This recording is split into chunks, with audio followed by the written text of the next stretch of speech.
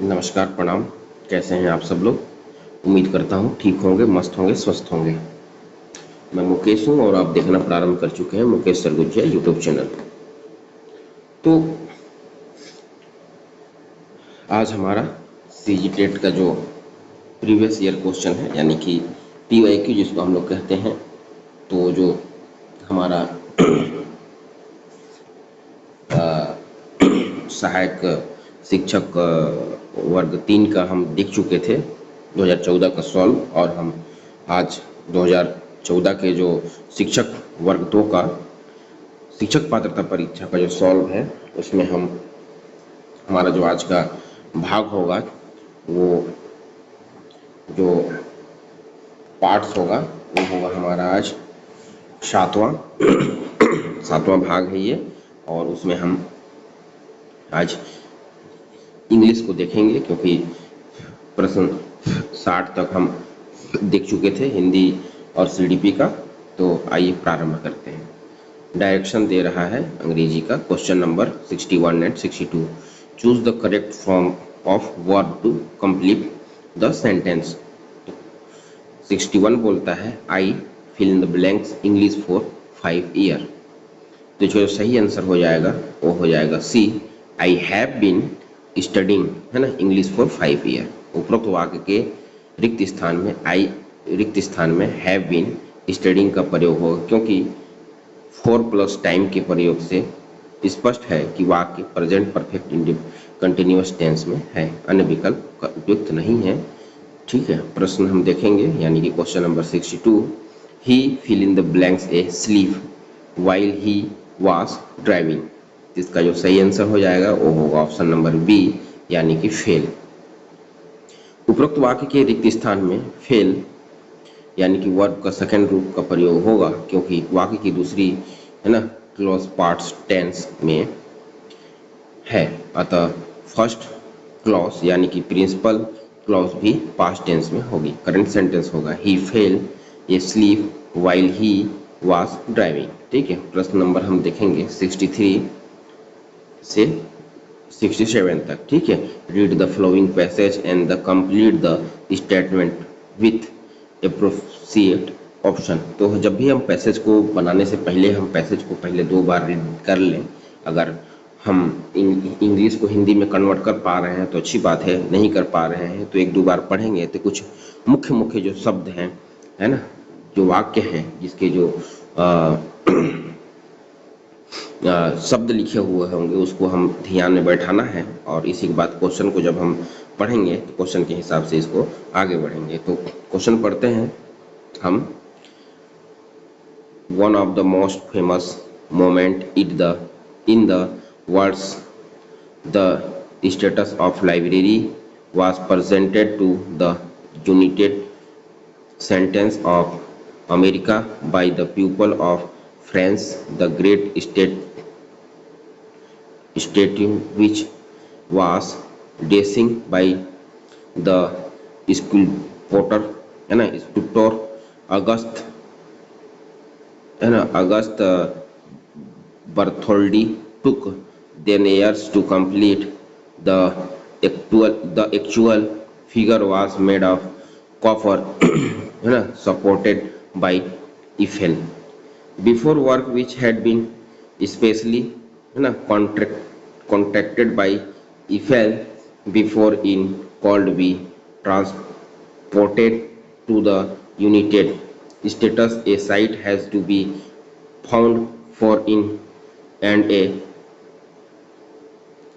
क्या बोलते हैं, pedestal has to be built the site.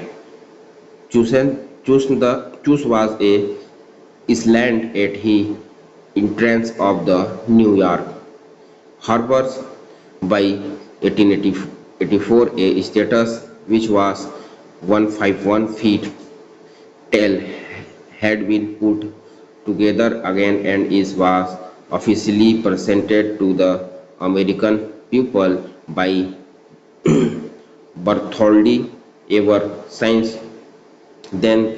The great monument has been a symbol of library for the millions of people who have passed throughout New York Harbor to make their homes in America. आइए, ये passage था हमारा। अब हम question देखते हैं। Question number 63, the statue of liberty was present to America. जिसका जो सही ऑप्शन हो जाएगा वो होगा द पीपल ऑफ फ्रांस। ठीक है, उपरोक्त पैसेज के अनुसार the statue of liberty was presented to America by the people of France. अन्य विकल्प उपयुक्त नहीं है, इसलिए उपयुक्त इसका जो आंसर होगा, इसका जो सही आंसर होगा वो होगा सी। प्रश्न हम देखेंगे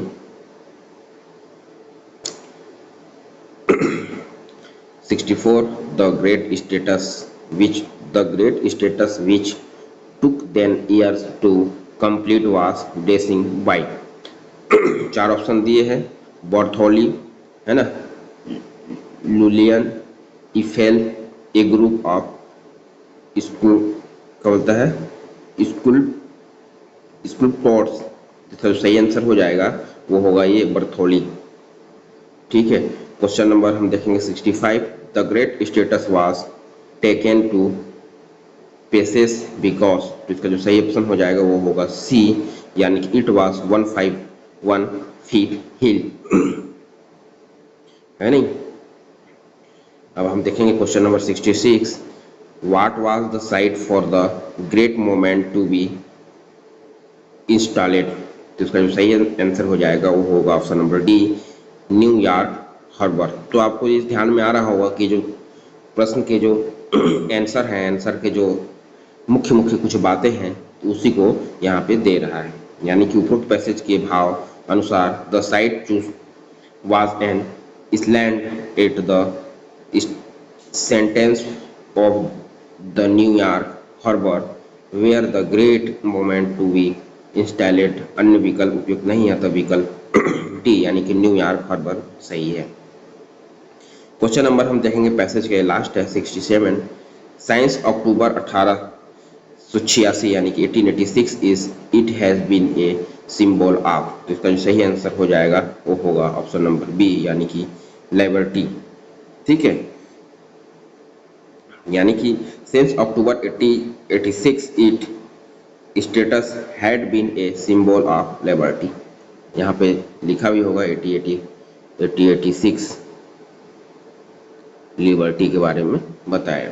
ठीक है, यहाँ पे लिखा है, यहाँ पे आगे क्वेश्चन नंबर हम देखेंगे 68 to 70, each of the sentence is divided into 4 parts mark as a, है ना, as A, B, C and D, choose the incorrect part of the sentence। हमको गलत की ओर जाना है। क्वेश्चन नंबर 68 है, there are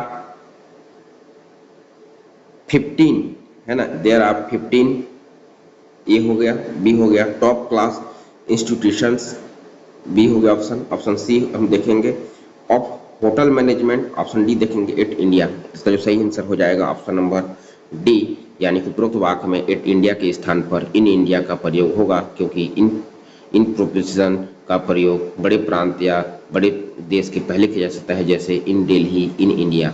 करेक्ट सेंटेंस होगा there are 15 top class institution of hotel management in India. Question number 69 देखेंगे, student are, option number इसका student are है ए, ऑप्शन नंबर बी है जज, ऑप्शन नंबर जज, ऑप्शन नंबर सी है on the basis, option number D है from there personality. इसका सही आंसर हो जाएगा ऑप्शन नंबर डी, यानी कि क्वार्ट्रेन, है ना। उपरोक्त वाक्य में on the basis from there personality के स्थान पर on the basis of their personality का प्रयोग होगा, क्योंकि ऑन द बेसिस ऑफ के आधार पर वाक्य के अर्थपूर्ण बनता है, इसलिए करेक्ट सेंटेंस हो जाएगा student are judged on the basics of the personality. ठीक है, क्वेश्चन नंबर हम 17 देखेंगे, यानी कि 70, teachers were, option number A है teachers were, option number B है ask be, option number C है speak extempore, option number D है on of the given subject. ठीक है, तो इसके बाद हम देखेंगे क्वेश्चन नंबर 71 से 72 तक, है ना। हिज फादर डाइड कैंसर, है ना। तो इसका जो सही आंसर हो जाएगा his father died dead of cancer. ठीक है, दिए गए वाक्य के स्थान पर ऑफ का प्रयोग होगा, क्योंकि डेड के साथ of which dead die form accident का प्रयोग होता है। ठीक है, कंप्लीट सेंटेंस होगा his father dead of cancer. Cancer होगा, लेंसर लिखा है। क्वेश्चन नंबर 72 देखेंगे। I have eaten nothing fill in the blank yesterday. इसका सही ऑप्शन हो जाएगा वो सेंस, है ना। I have eaten nothing since yesterday. ठीक है, यही होगा इसका सही आंसर, है ना। प्रेजेंट परफेक्ट टेंस है इसलिए। क्वेश्चन नंबर 73 74 देखेंगे। Identify the correct alternative from the given on of fill in the blanks in the sentence given below. तो क्वेश्चन नंबर देखते हैं 73। Why should he fill in the blanks by me. तो इसका सही answer हो जाएगा B, यानी कि ए। क्वेश्चन नंबर ए हो जाएगा A. Why should be suspected by me. ठीक है, तो यही हो जाएगा इसका सही आंसर। क्वेश्चन नंबर 74 देखेंगे कि there reaction fill in the blanks the audience evidence, है ना। तो इसका जो सही आंसर हो जाएगा वो होगा क्वेश्चन नंबर बी, प्लीज। उपरोक्त वाक्य के भाव के अनुसार रिक्त स्थान में प्लेड यानी कि खुश होना का प्लेस खुश होना का प्रयोग होगा, अन्य विकल्प उपयुक्त नहीं है। क्वेश्चन नंबर हम देखेंगे 75 से 77 क्या बोलता है उसके बारे में, है ना। डायरेक्शन बोल रहा है कि 75 से 77 तक को आप देखिए कि identify the correct alternative from the given on of fill in the blanks in the sentence given below. तो ये बोल रहा है कि 75 77 तक जो सेंटेंस दिए है उसके बारे में आप बताइए। तो क्वेश्चन नंबर 75 देखेंगे। The chief the fill in the blanks before the police arrived, यानी कि इसका जो सही आंसर होगा वो होगा B, had run away runaway. ठीक है, तो उपरोक्त वाक्य में रिक्त स्थान में हेड रनवे का उपयोग प्रयोग होगा, क्योंकि वन एक्शन और ड्यूरिंग अनदर एक्शन के केस में जो कार्य पहले हुआ हो उसे पास्ट परफेक्ट तथा जो कार्य बाद में हुआ उसे पास्ट इंडिफिनिट टेंस में रखते हैं। क्वेश्चन नंबर 76 से it fill in the blank since midnight. इसका सही आंसर हो जाएगा ऑप्शन नंबर बी, यानी कि हैज बीन रनिंग, है ना। क्वेश्चन नंबर 77 है। India fill in the blanks in this therapy next year. तो इसका सही आंसर हो जाएगा वो होगा बी, विल पार्टिसिपेट। ठीक है, India will participated in this therapy next year. Question number 78 है। क्वेश्चन नंबर 78 है। On my love's like a red rose. तो इसका जो देखते हैं क्या बोलता है, the figures of speech used here is. तो सही आंसर इसका हो जाएगा स्माइल, सॉरी सिमली हो जाएगा, सिमली। ठीक है, क्वेश्चन नंबर हम देखेंगे 79, है ना। Which method is helpful in permanent learning. तो परमानेंट लर्निंग का क्या मतलब होता है, तो इसका जो सही आंसर हो जाएगा परमानेंट लर्निंग वो है लिस्टेनिंग, है ना। उपरोक्त वाक्य प्रश्न के अनुसार listening is helpful in permanent learning, अन्य विकल्प नहीं है। ठीक है, क्वेश्चन नंबर 80 है, यानी कि 80, है ना। Crying of a child his. ठीक है, crying of a child his. तो इसका जो ऑप्शन सही है वो है डी, यानी कि सिंग लैंग्वेज, है ना। Crying of a child is, तो क्या बोलता है, सिंग लैंग्वेज, है ना। उपरोक्त प्रश्न के अनुसार crying of a child is सिंग लैंग्वेज, अन्य विकल्प नहीं, इसलिए ऑप्शन नंबर डी सही होगा। क्वेश्चन नंबर 81 से 83 बोल रहा है, डायरेक्शन बोल रहा है कि 81 से 83 choose on out of for alternative which best express the meaning of the given words. तो क्या बोलता है,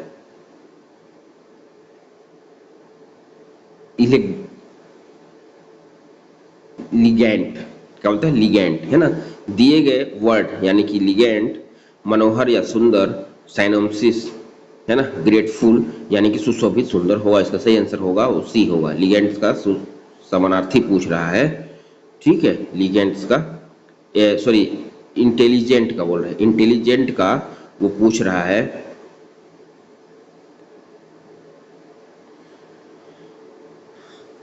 ग्रेटफुल का क्या होगा, इंटेलिजेंट होगा, ठीक है। ग्रेटफुल आभारी, ग्रेटफुल मतलब आभारी,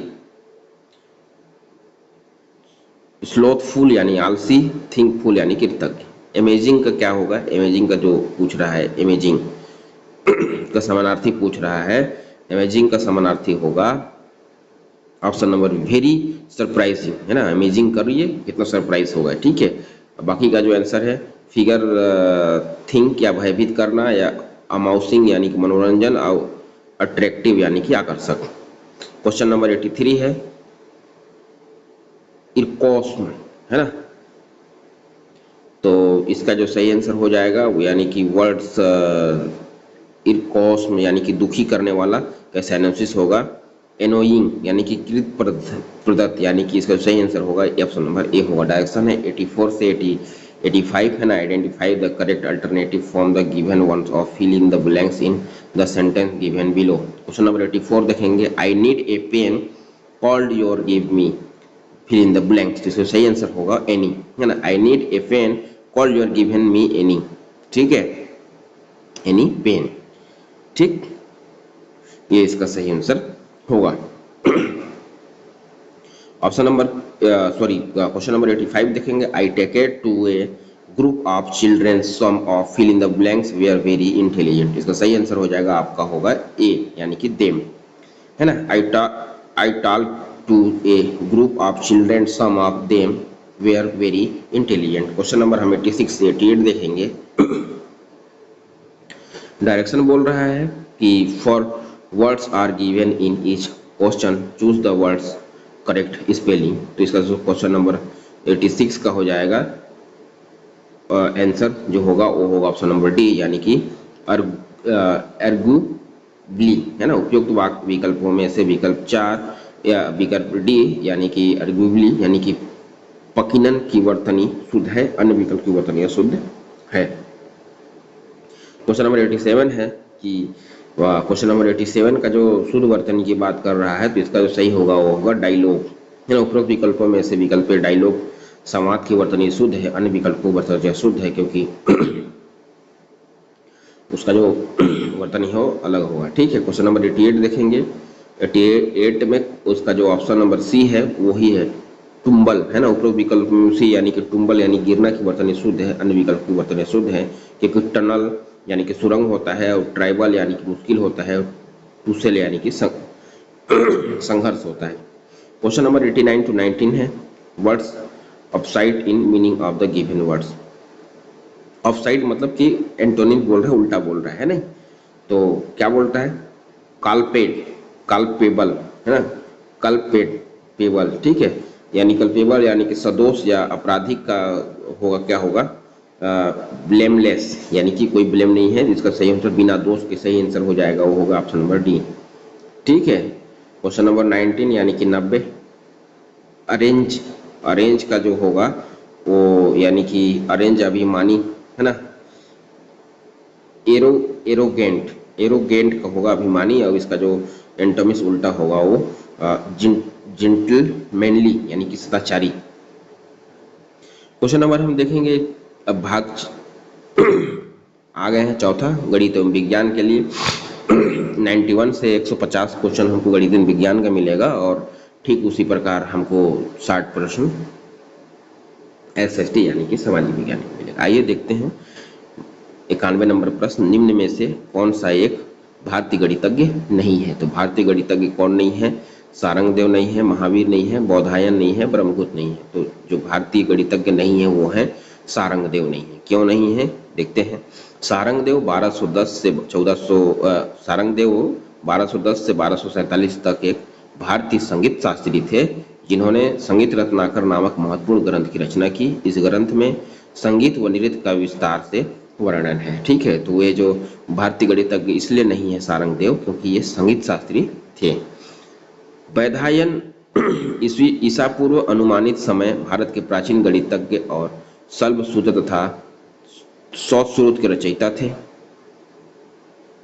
ब्रह्मगुप्त 598, बौधायन की बात कर रहे, बौधायन गणितज्ञ थे, है ना, क्योंकि ये अनुमानित समय भारत के प्राचीन गणितज्ञ और शल्भसूत्र तथा स्रोत सूत्र के रचयिता थे। कौन थे? बौधायन। अब ब्रह्मगुप्त के बारे में बोल रहा है कि ब्रह्मगुप्त ईसा पूर्व अनुमानित समय भारत के प्राचीन ब्रह्मगुप्त जो है ब्रह्मगुप्त जो है 598 से 668 प्रसिद्ध भारतीय गणितज्ञ थे। वे उज्जैन की अंतरिक्ष प्रयोगशाला के रूप प्रमुख थे और इस दौरान उन्होंने दो विशेष ग्रंथ लिखे, ब्रह्मा स्फुट सिद्धांत और खंड खादक या खंड खाद पद्धति, है ना। महावीर जो थे, महावीर 9वीं शताब्दी के भारत के प्रसिद्ध ज्योतिष विद्या और गणितज्ञ थे। उन्होंने गणित सार संग्रह नामक गणित ग्रंथ की रचना की, जिसमें बीजगणित एवं ज्यामिति के बीच में विषयों की चर्चा हुई। प्रश्न नंबर 92 देखेंगे, दी गई आकृति में छायांकित भाग का क्षेत्रफल है, तो छायांकित भाग का जो क्षेत्रफल है उसका ऑप्शन नंबर बी होगा, यानी कि 150 सेंटीमीटर होगा।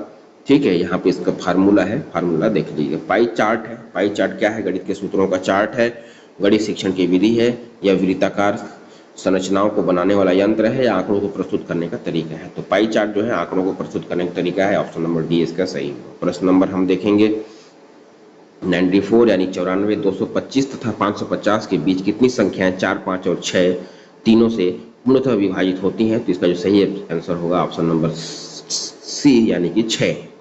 संख्या 4, 5 और 6 तीनों में विभाजित होने वाली सबसे छोटी संख्या 60 है, यानी कि 225 तथा 550 के बीच 4, 5 और 6 तीनों अर्थात 60 से विभाजित होने वाली संख्या 1 से 155 तक 60 से विभाजित होने वाली संख्या 1 से 225 तक 60 से विभाजित होने वाली संख्या 9 - 3 बराबर 6 है। ठीक है। प्रश्न 95 है, यदि 25 प्लस वर्ग 3 x बराबर 3 है तो x का मान क्या होगा? तो इसका जो सही आंसर होगा वो ऑप्शन नंबर डी, यानी कि 64 होगा।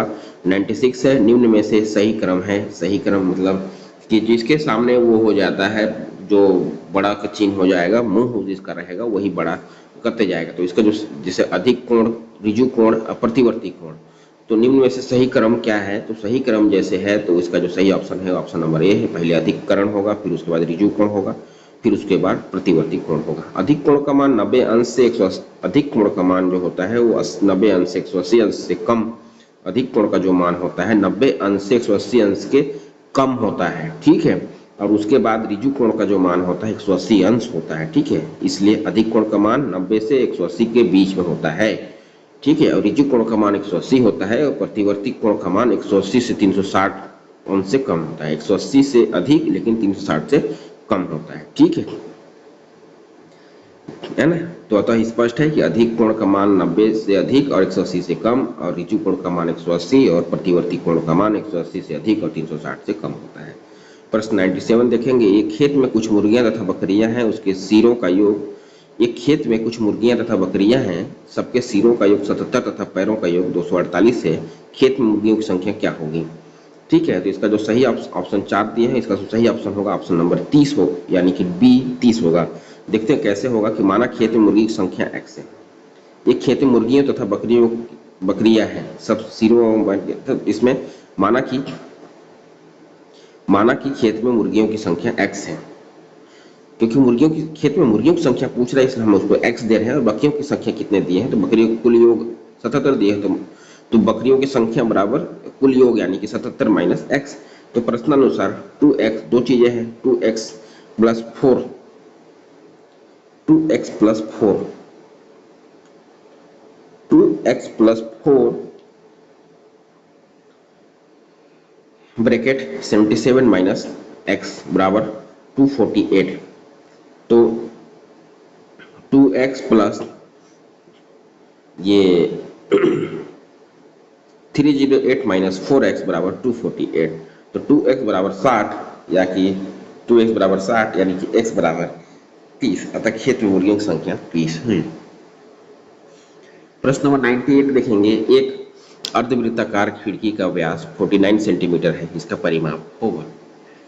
इसका जो सही आंसर होगा वो ऑप्शन नंबर बी, यानी कि 126 सेंटीमीटर होगा। अर्धवृत्ताकार खिड़की का व्यास 49 सेंटीमीटर है, तो त्रिज्या बराबर d/2 बराबर 49/2 सेंटीमीटर होगा। तो वृत्ताकार खिड़की का परिमाप होता है πr + 2r, तो πr + d बराबर 22/7, ठीक है, मल्टीप्लाई 49/2। तो इसको अपन काटने पीटने पे प्लस 49 पे प्लस 9, यानी कि 49। तो इसका जो हो जाएगा 77 प्लस 49 बराबर 136 सेंटीमीटर होगा। दिए गए चित्र में एक्स एक्स का 0 प्लस वाई का 0 का मान होगा, तो इसका जो सही आंसर होगा ऑप्शन नंबर ए होगा, यानी कि 100। 1.3 का मान बराबर है, 1.3 का मान बराबर है, इसका जो सही आंसर होगा ऑप्शन नंबर डी, यानी कि 4/3 होगा। 1.3 बराबर 13 माइनस 1/9, 12/9 बार इसको काट दिए तो 4/3 हो गया। क्वेश्चन नंबर 101 है, यदि किसी क्वेश्चन नंबर 101 है, क्वेश्चन नंबर 101 है, यदि किसी बहुफलक में फलकों, कोरों, किनारों तथा शीर्षों की संख्या क्रमशः एफ ई और भी से प्रदर्शित की जाए तो आयलर सूत्र के अनुसार इसका जो सही आंसर होगा वो ऑप्शन नंबर एफ प्लस भी माइनस ई बराबर 2 होगा। क्वेश्चन नंबर 102 है, क्वेश्चन नंबर 102 है, 2 सेंटीमीटर, 3 सेंटीमीटर तथा 6 सेंटीमीटर भुजाओं से किस प्रकार का त्रिभुज प्राप्त होगा? तो इसका जो सही आंसर होगा ऑप्शन नंबर बी, यानी कि विषम बाहु त्रिभुज प्राप्त हो गए। क्वेश्चन नंबर 103 है कि रोमन पद्धति में 98 को लिखा गया है, रोमन पद्धति में 98 को लिखा गया है, तो इसका जो सही आंसर होगा ऑप्शन नंबर सी होगा, 98 को लिखा गया है, रोमन पद्धति में 98 को लिखा गया है। ठीक है, रोमन पद्धति में 98 को लिखा गया है, एक्स सी भी ट्रिपल आई। ठीक है, 90 का जो सिंबल है वो एक्स सी बराबर 90 और 5 और 3 8 इधर ले लिया तो 98 लिखा जाएगा, तो ऑप्शन नंबर सी है।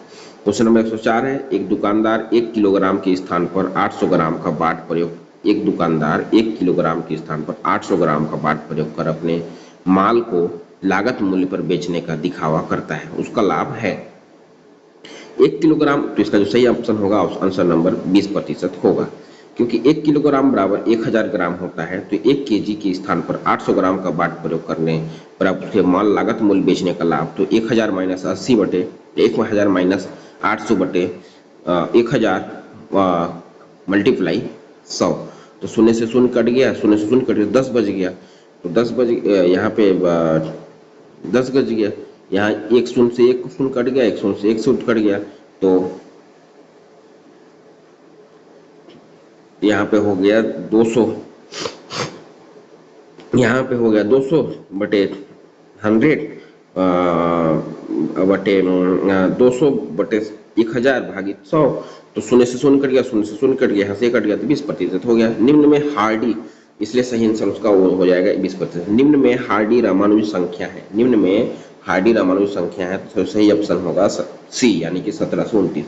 संख्या 1729 को हार्डी रामानुज या रामानुजन संख्या कहा जाता है। ऐसी धनात्मक संख्याएं जिनको दो संख्याओं के घनों के योग बराबर लिखा जा सकता है। ठीक है, प्रश्न 106 है हमारा, प्रश्न 106 है हमारा 4 अंकों की सबसे बड़ी पूर्ण, प्रश्न 106 है हमारा 4 अंकों की सबसे बड़ी पूर्ण वर्ग संख्या है, तो इसका जो सही ऑप्शन होगा ऑप्शन नंबर बी, यानी कि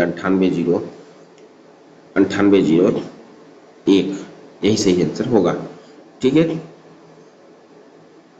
9801 यही हमारा सबसे पूर्ण बड़ी पूर्ण वर्ग संख्या होगा। क्वेश्चन नंबर 107 है, दूध और पानी के 30, प्रश्न नंबर 107 है, दूध और पानी के 30 लीटर मिश्रण में दूध व पानी का अनुपात 7:3 है, इस मिश्रण में कितना पानी और मिलाया जाए कि अनुपात 3:7 हो जाए? तो इसका जो सही उत्तर है ऑप्शन नंबर डी, यानी कि 40 लीटर। देखिए क्यों बोलता है कि 7:30 लीटर में, माना दूध और पानी के 30 लीटर मिश्रण में दूध व पानी की मात्रा क्रमशः 7x और 3x है, सही बोल रहे हैं, 7:3। ठीक है, तो दूध की मात्रा कितनी है? 30 लीटर मात्रा है, 30 लीटर गुणित 7x बटे 10x बराबर 7×3, शून्य से शून्य यहाँ कट गया तो 7×3 21 लीटर हो गया। तो मात्रा पानी की मात्रा है 30, पानी की मात्रा, अच्छा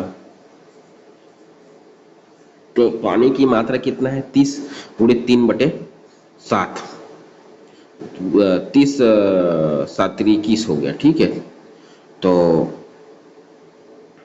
30 गुणित 30x/100 बराबर 9 लीटर। प्रश्नानुसार माना मिश्रण में मिलाया गया पानी की मात्रा y लीटर है, तो 21/9 मतलब 40 लीटर होगा इसका। प्रश्न 108 है, यदि दो क्रमागत सम संख्याओं के वर्गों का अंतर 84 हो तो उन संख्याओं का योग कितना होगा? तो इसका सही आंसर होगा ऑप्शन नंबर 42 है ना, ऑप्शन नंबर सी, यानी कि 42 होगा, 42 होगा। प्रश्न 109 है, प्रथम 35 विषम प्राकृतिक संख्याओं का योग है, तो इसका सही उत्तर होगा वो ऑप्शन नंबर डी, यानी कि ऑप्शन नंबर डी यानी कि क्या है,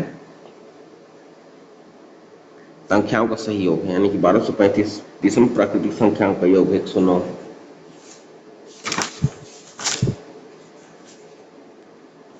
ऑप्शन नंबर डी होगा, यानी कि 630 है।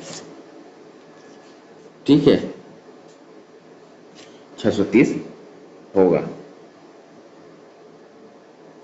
प्रश्न 110 देखेंगे हम। 630 का 1/3 67 का कितना प्रतिशत होगा? तो इसका जो सही उत्तर होगा ऑप्शन नंबर डी यानी कि 300 होगा। कितना होगा? 300 होगा। ठीक है, प्रश्न नंबर 111 देखेंगे हम।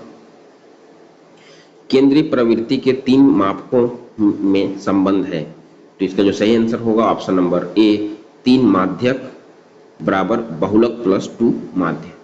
ठीक है, प्रश्न 112 है। प्रश्न 112 है किन्हीं तीन पूर्णांकों ए, बी तथा सी के लिए नियम ए गुणित बी ब्रैकेट ए गुणित बी प्लस फिर गुणा है, यानी कि गुणित सी बराबर ए गुणित ब्रैकेट बी गुणित सी कहलाता है। तो सही आंसर होगा, आपका जो सही आंसर होगा वो आपका क्वेश्चन आंसर नंबर डी यानी कि सहचर्य नियम होगा। ठीक है, सहचर्य नियम क्यों बोलता है कि किन्हीं 3 पूर्णांकों ए, बी तथा सी के लिए नियम ए गुणित बी गुणित सी बराबर ए गुणित बी गुणित सी गुणन का सहचर्य नियम कहलाता है। गुणन का सहचर्य गुण 2 से अधिक संख्याओं के साथ गुणन समस्या करते समय इससे कोई फर्क नहीं पड़ता कि आप पहले किस संख्या को गुणा करते हैं। ठीक है, क्वेश्चन नंबर 113 है गणित शिक्षण। क्वेश्चन नंबर 113 है गणित शिक्षण की विधि जो छोटी कक्षाओं को पढ़ाने के लिए उपयुक्त नहीं है, वो क्या है? व्याख्यान विधि या प्रयोग विधि। तो छोटी कक्षाओं में पढ़ाने के लिए उपयुक्त नहीं है, वह है व्याख्यान विधि, प्रयोग विधि नहीं है। ठीक है, गणित शिक्षण की विधि जो छोटी कक्षाओं को पढ़ाने के लिए उपयुक्त नहीं है, वह प्रयोग विधि नहीं है। ठीक है, प्रश्न 114 है ना, यदि P अनुपात Q बराबर 5, यदि P अनुपात Q बराबर 5:8, ठीक है, Q अनुपात R बराबर 12:7 तथा R अनुपात S 14:15 है, P अनुपात 8 S का मान क्या होगा? तो सही आंसर होगा ऑप्शन नंबर ए यानी कि 1:1 होगा। गणित में ड्रिल कार्य का मुख्य उद्देश्य है, तो सही आंसर है सी, ऑप्शन नंबर सी, गणना कौशल का विकास। गणित में ड्रिल कार्य का मुख्य उद्देश्य गणना कौशल का विकास करना है। यह मापन की प्रक्रिया की समझ का विकास करने के साथ साथ यंत्रों का शुद्धता से उपयोग करने में प्रक्रिया की समझ का विकास करने के साथ साथ यंत्रों का शुद्धता से प्रयोग करने के आवश्यक कौशलों का भी विकास करता है। प्रश्न 116 है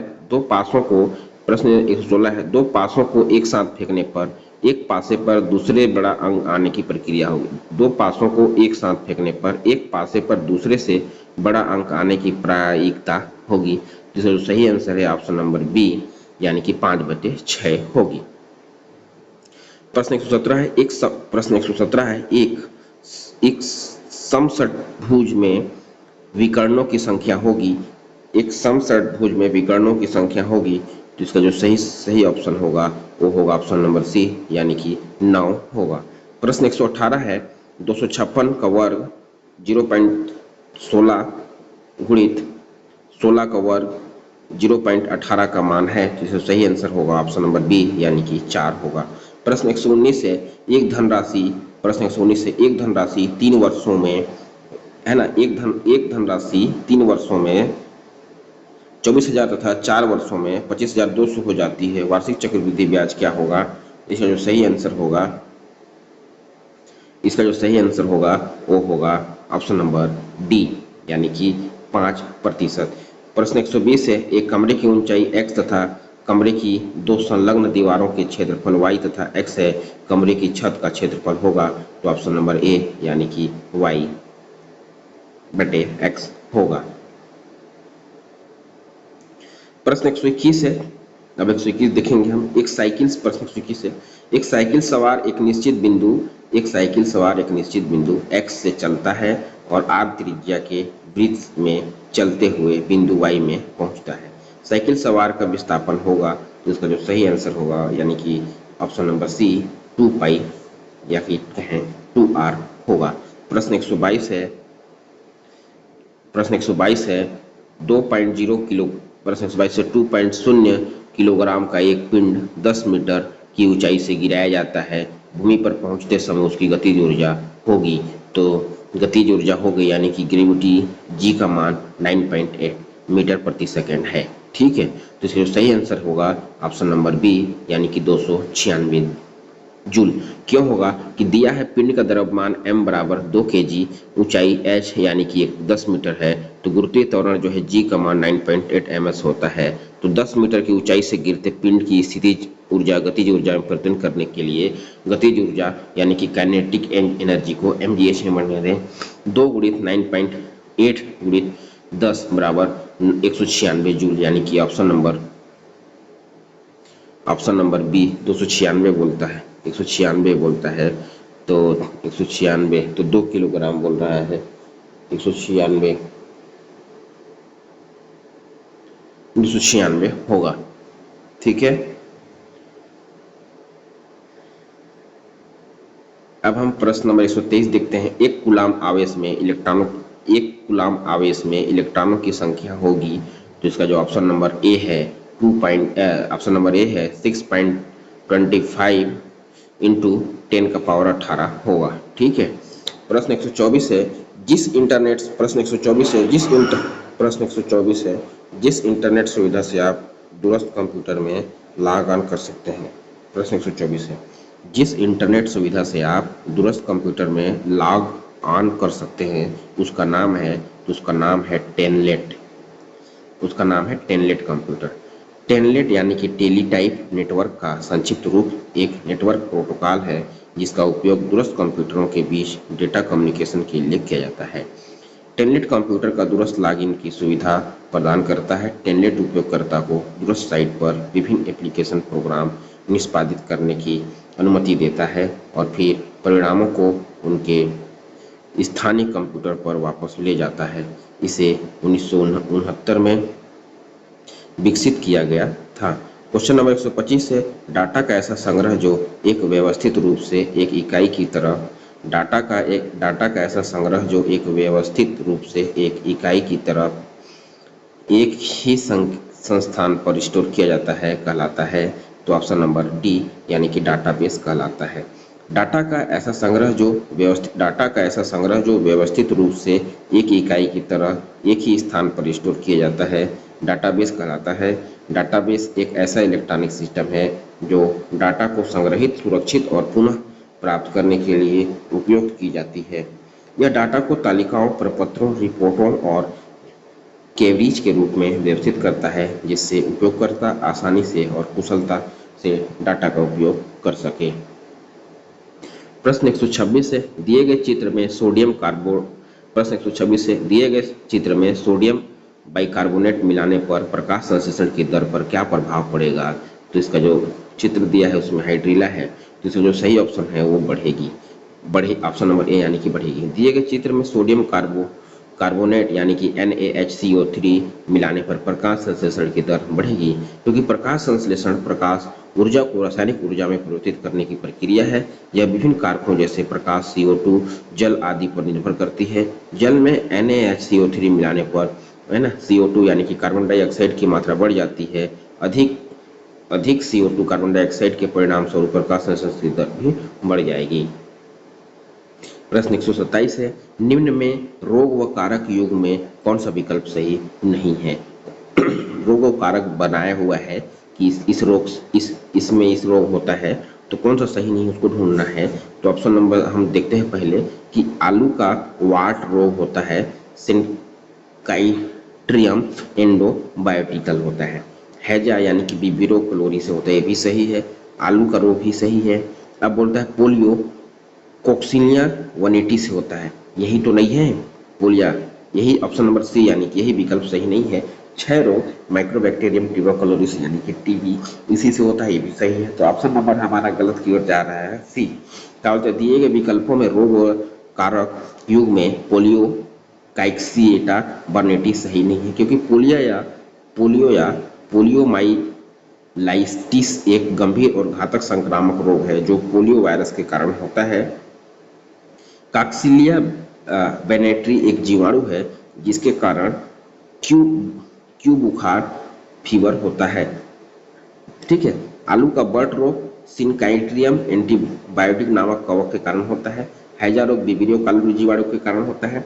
और क्षय रोग माइकोबैक्टीरियम ट्यूबरकुलोसिस नामक जीवाणु के कारण होता है। ठीक है, इसलिए ऑप्शन नंबर सी हमारा गलत की ओर जाता है। ठीक है, अब हम प्रश्न नंबर देखेंगे 128, यानी कि केरोसिन आयल तारपीन का तेल व पानी के अपवर्तनांक क्रमशः 1.44, 1.47 व 1.33 है। इनमें किसमें प्रकाश की चाल सर्वाधिक होगी? तो इसका जो सही प्रकाश की चाल किसमें सर्वाधिक होगी? तो केरोसिन आयल में होगी या तारपीन का तेल में होगा या पानी में होगा, इनमें से सभी बराबर होगा। तो इसका जो सही ऑप्शन है वो होगा ऑप्शन नंबर सी, यानी कि पानी में होगा।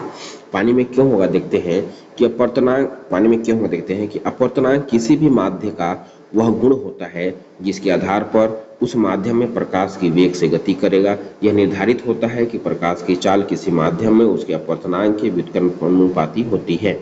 इसका मतलब है कि जिस माध्यम में अपवर्तनांक कम होगा प्रकाश की चाल उसमें अधिक होगी। केरोसिन आयल तारपीन का तेल व पानी के अपवर्तनांक क्रम से 1.44, 1.47, 1.33 है। इनमें पानी का अपवर्तनांक सबसे कम है, इसलिए प्रकाश की चाल पानी में सर्वाधिक होगी। अब हम प्रश्न नंबर 129 यानी कि 129 देखेंगे। नीचे दिए गए मानव शरीर के अंग एवं उनके स्रावित रस को मिलाने वाली सही विकल्प को चुनिए। हम देखना है हमको कि किस अंग से कौन सा रस निकलता है। तो आइए देखते हैं हम इसका। तो अमाशय में हमारा जठर रस निकलता है। अमाशय जो है हमारा उससे जठर रस निकलता है। यकृत से हमें पित्त रस निकलता है। अग्नाशय से हमें अग्नाशय रस निकलता है और छोटी यहाँ से हमें अन्यायी रस निकलते हैं। प्रश्न 130 है सुनामी उत्पन्न होती है। तो सुनामी किस चीज से उत्पन्न होती है? क्योंकि सुनामी जब उत्पन्न होती है तो समुद्र में आए हुए भूकंप के कारण पानी की ऊंची लहरें उठने से सुनामी उत्पन्न होती है। तो इसका सही ऑप्शन होगा ये, क्योंकि सुनामी आमतौर पर समुद्र में आए भूकंप के कारण पानी की ऊंची लहरें उठने से उत्पन्न होती है। जब समुद्र के तल में भूकंप आता है तो यह समुद्र के पानी को अचानक ऊपर उठा देता है, जिससे ऊंची लहरें बनती हैं जो कि सुनामी का रूप ले लेती हैं। सुनामी जापानी शब्द है जो वास्तव में दो शब्दों सु अर्थात बंदरगाह और नामी अर्थात विनाशकारी लहरों से मिलकर बनी है, यानी ऐसी समुद्र लहरें जो अत्यंत व्यापक नुकसान करती हैं। इसलिए 130 का ऑप्शन नंबर ए होगा। प्रश्न 131 से एक तत्व का इलेक्ट्रॉनिक विन्यास 1s2 2s2 2p6 3s2 3p6 4s1 और 3d5 है। यह किस ब्लॉक का है? इसका जो सही आंसर है वो डी ब्लॉक यानी कि चतुर्थ आवर्त का है। ठीक है, क्यों है इसको हम लोग देखते हैं। क्योंकि क्वेश्चन नंबर सी बोलता है कि इलेक्ट्रॉनिक विन्यास परमाणु या आणविक कक्षा में एक परमाणु के इलेक्ट्रॉन का विवरण है। दिए गए इलेक्ट्रॉनिक विन्यास 1s2 2s2 2p6 3s2 3p6 या 4s1 या 3d5 में 3d उपकक्ष में इलेक्ट्रॉन होने का मतलब है कि यह तत्व डी ब्लॉक का है। और चूंकि 4s उपकक्षा भी भरी हुई है इसलिए यह चतुर्थ आवर्त में है। इस तरह के विन्यास वाले तत्व आमतौर पर संक्रमण धातुओं है ना के अंतर्गत आते हैं। प्रश्न 132 है मानव कान कितनी आवृत्ति वाली ध्वनि को सुन सकते हैं? तो मानव का जो कान है 20,000 से मानव कान है वो कितनी आवृत्ति तक के ध्वनियों को सुन सकता है? तो सुनने की जो है उसका क्षमता 20 हर्ट्ज से 2000 हर्ट्ज तक, 20 हर्ट्ज से 20,000 हर्ट्ज तक की आवृत्ति को मानव कान सुन सकता है। कितना सुने? 20 हर्ट्ज से 20,000 हर्ट्ज तक की आवृत्ति को सुन सकता है। ध्वनि एक प्रकार का कंपन था। ध्वनि एक प्रकार का कंपन या विक्षोभ है जो किसी ठोस द्रव या गैस से होकर संचरित होती है, किंतु मुख्य रूप से उन कंपनों को ही ध्वनि कहते हैं जो मानव के कान से सुनाई पड़ती है। मानव का कान लगभग 20 हर्ट्ज से लेकर 20,000 हर्ट्ज आवृत्ति की ध्वनि तरंगों को ही सुन सकता है। आवृत्ति को हर्ट्ज में मापा जाता है और प्रबलता को डेसिबल में मापी जाती है। हमारे लिए जो स्वास्थ्य या फिर सुलभ जो है सुनने के लिए एक डेसिबल है, वो है 135 डेसिबल तक हम नॉर्मली सुन सकते हैं, जिससे हमको कोई नुकसान हमारे शरीर को नहीं होता है। प्रश्न 133 देखेंगे हम कि किसी भी कंप्यूटर में जब कोई कार्य होता है तो वह कितनी चरणों से होकर पूर्ण होती है। तो इसका जो सही उत्तर है वह 3 चरणों में पूर्ण होती है। वो है निवेश है, फिर प्रक्रिया है निवेश। निवेश करेंगे हम, उसमें कुछ इनपुट देंगे, फिर वो प्रक्रिया करेगा अंदर जाके और फिर निर्गम देगा, यानी कि आउटपुट प्रदान करेगा। ठीक है, किसी भी कंप्यूटर में जब कोई कार्य होता है तो वह निवेश यानी कि इनपुट, प्रक्रिया यानी प्रोसेस और निर्गम यानी कि आउटपुट के 3 चरणों से पूर्ण होता है। निवेश में उपयोगकर्ता या अन्य स्रोत के निवेश में उपयोगकर्ता या अन्य स्रोत से डाटा के निर्देश कंप्यूटर को प्रदान किए जाते हैं। निवेशित डाटा को कंप्यूटर का सेंट्रल प्रोसेसिंग यूनिट यानी कि सीपीयू प्रोसेस करता है। प्रोसेसिंग के बाद परिणाम उपयोगकर्ता को निर्गम डिवाइसेस के माध्यम से प्रदान करते हैं। ठीक है, प्रदान किए जाते हैं। प्रश्न नंबर 134 है, रक्त में उपस्थित खाली स्थान के कारण रक्त में उपस्थित खाली स्थान के कारण रक्त का थक्का बनता है ना। तो इसका जो सही आंसर है वो पटिकाणु। ठीक है, रक्त में उपस्थित पटिकाणु, जिसको हम लोग प्लेटलेट्स बोलते हैं, तो प्लेटलेट्स के कारण रक्त का थक्का बनता है। रक्त में इनकी जो संख्या होती है, प्लेटलेट्स की जो संख्या होती है रक्त में, व्हाइट कलर का बफी कोट जो रहता है, इनकी संख्या 1.5 लाख से 3.5 लाख प्रति घन मिलीमीटर होती है। पटिकाणु कई प्रकार के पदार्थ स्त्रावित करते हैं, जिनमें अधिकांश जो है रक्त का थक्का जमाने, स्कंदन में सहायक है। यह अनियमित आकार की छोटी अकेंद्रित कोशिका है, जिसका व्यास लगभग 2 से 3 माइक्रो होता है। आपको ये ध्यान होगा कि अगर ये प्लेटलेट्स अगर पटिकाणु न रहे हमारे बॉडी में, तो अगर हमको थोड़ा सा भी कट जाए तो हमारा ब्लड बहुत बह जाएगा। इसलिए जब भी थोड़ा बहुत कुछ कटता है हमारे बॉडी के अंदर, वो देखता है कि ब्लड लीकेज हो रहा है, बाहर निकल रहा है हमारे त्वचा में, तो वो जो क्या करता है, वो लेप लगाता है या एक प्रकार का सुलेशन का काम करता है कि वो वहाँ पे हवा के संपर्क में आएगा। जैसे ही हवा के संपर्क में ब्लड आएगा वो उसको थक्का बना देगा। इसलिए इसका होना बहुत जरूरी है हमारे बॉडी में, आपको ध्यान होगा। ठीक है, जैसे टायर के पंचर हो जाने पे हवा निकल जाता है, फिर वो टायर नहीं चल पाता है, गाड़ी की टायर रुक जाती है नहीं। ठीक उसी प्रकार से हमारे शरीर में, लेकिन टायर का पंचर तो बनाया जा सकता है हवा निकलने के बाद भी, लेकिन अगर हमारे बॉडी से खून बह जाए तो हम खून फिर से नहीं बना सकते। इसलिए उसको प्राकृतिक रूप से वो पटिकाणु जो प्लेटलेट्स दे दिया गया है कि वो जैसे ही हवा के संपर्क में आएगा ब्लड हमारा, तत्काल वो वहाँ जाके वो एक बफी कॉर्ड बना देगा, एक लेयर बना देगा, जिससे ब्लड का थक्का जमना प्रारंभ हो जाएगा और ब्लड वहीं रुक जाएगा। ठीक है, प्रश्न क्या बोलता है, जल में घुलनशील विटामिन युग्म है। तो जल में घुलनशील विटामिन कौन कौन से हैं? तो जल में घुलनशील विटामिन 2 ही हैं, विटामिन बी और विटामिन सी हैं। विटामिन ऑप्शन नंबर इसका ए सही होगा, क्योंकि विटामिन 2 प्रकार के होते हैं, एक जल में घुलनशील विटामिन होते हैं और दूसरा वसा में घुलनशील विटामिन होते हैं।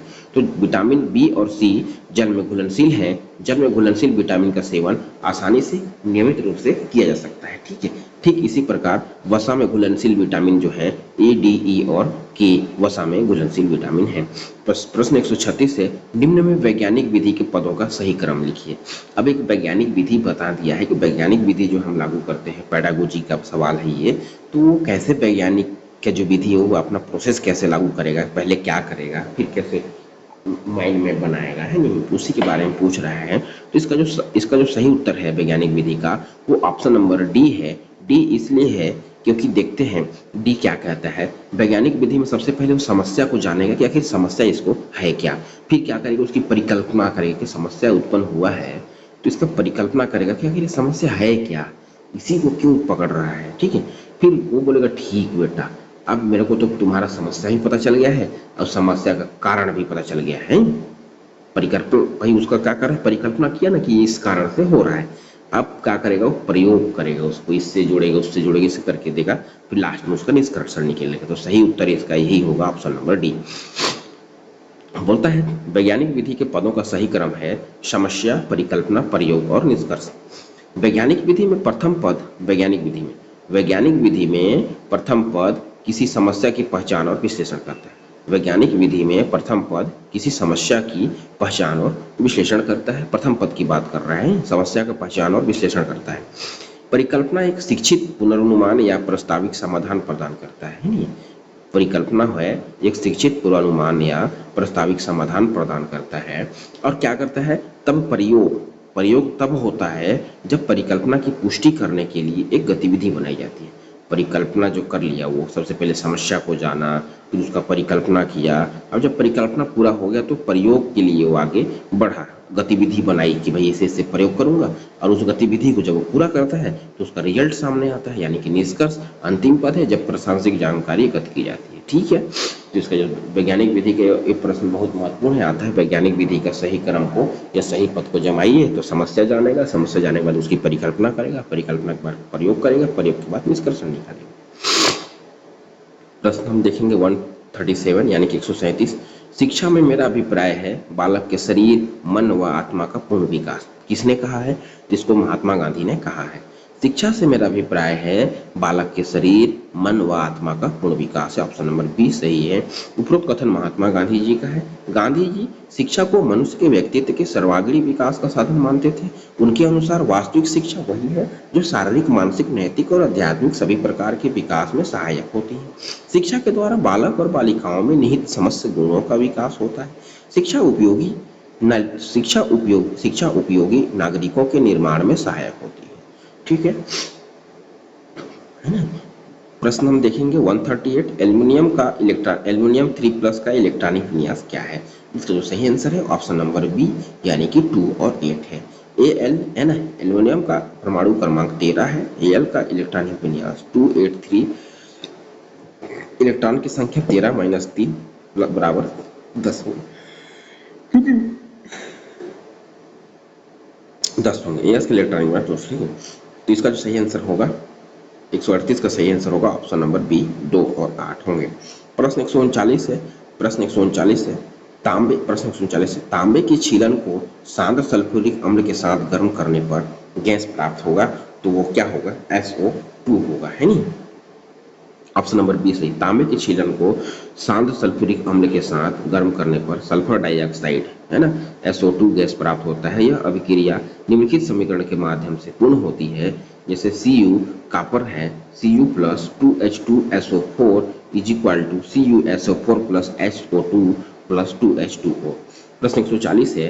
प्रश्न 140 देखेंगे हम एक धातु प्रश्न 140 देखेंगे हम एक धातु लवण में प्रश्न 140 देखेंगे हम एक धातु लवण में तनु हाइड्रोक्लोरिक अम्ल की 140 देखेंगे एक धातु लवण में तनु हाइड्रोक्लोरिक अम्ल की क्रिया कराने पर सनसनाहट के साथ एक गैस निकलती है। एक धातु लवण में तनु हाइड्रोक्लोरिक अम्ल की क्रिया कराने पर सनसनाहट के साथ एक गैस निकलती है, जिसे चूने के पानी में प्रवाहित करने पर चूने का पानी दूधिया हो जाता है, वह धातु लवण होगा। तो इसका जो सही उत्तर होगा वो है धातु कार्बोनेट होगा। क्यों होगा? क्योंकि सभी धातु कार्बोनेट अम्ल के साथ अभिक्रिया करके संगत लवण कार्बन डाइऑक्साइड एवं जल बनाते हैं। धातु कार्बोनेट में तनु हाइड्रोक्लोरिक अम्ल HCl की क्रिया कराने पर सनसनाहट के साथ एक गैस निकलती है जो कार्बन डाइऑक्साइड होती है, जिसे चूने के पानी में प्रवाहित किया जा सकता है, जो कैल्शियम कार्बोनेट CaCO3 बनता है, जिससे चूने का पानी दूधिया हो जाता है।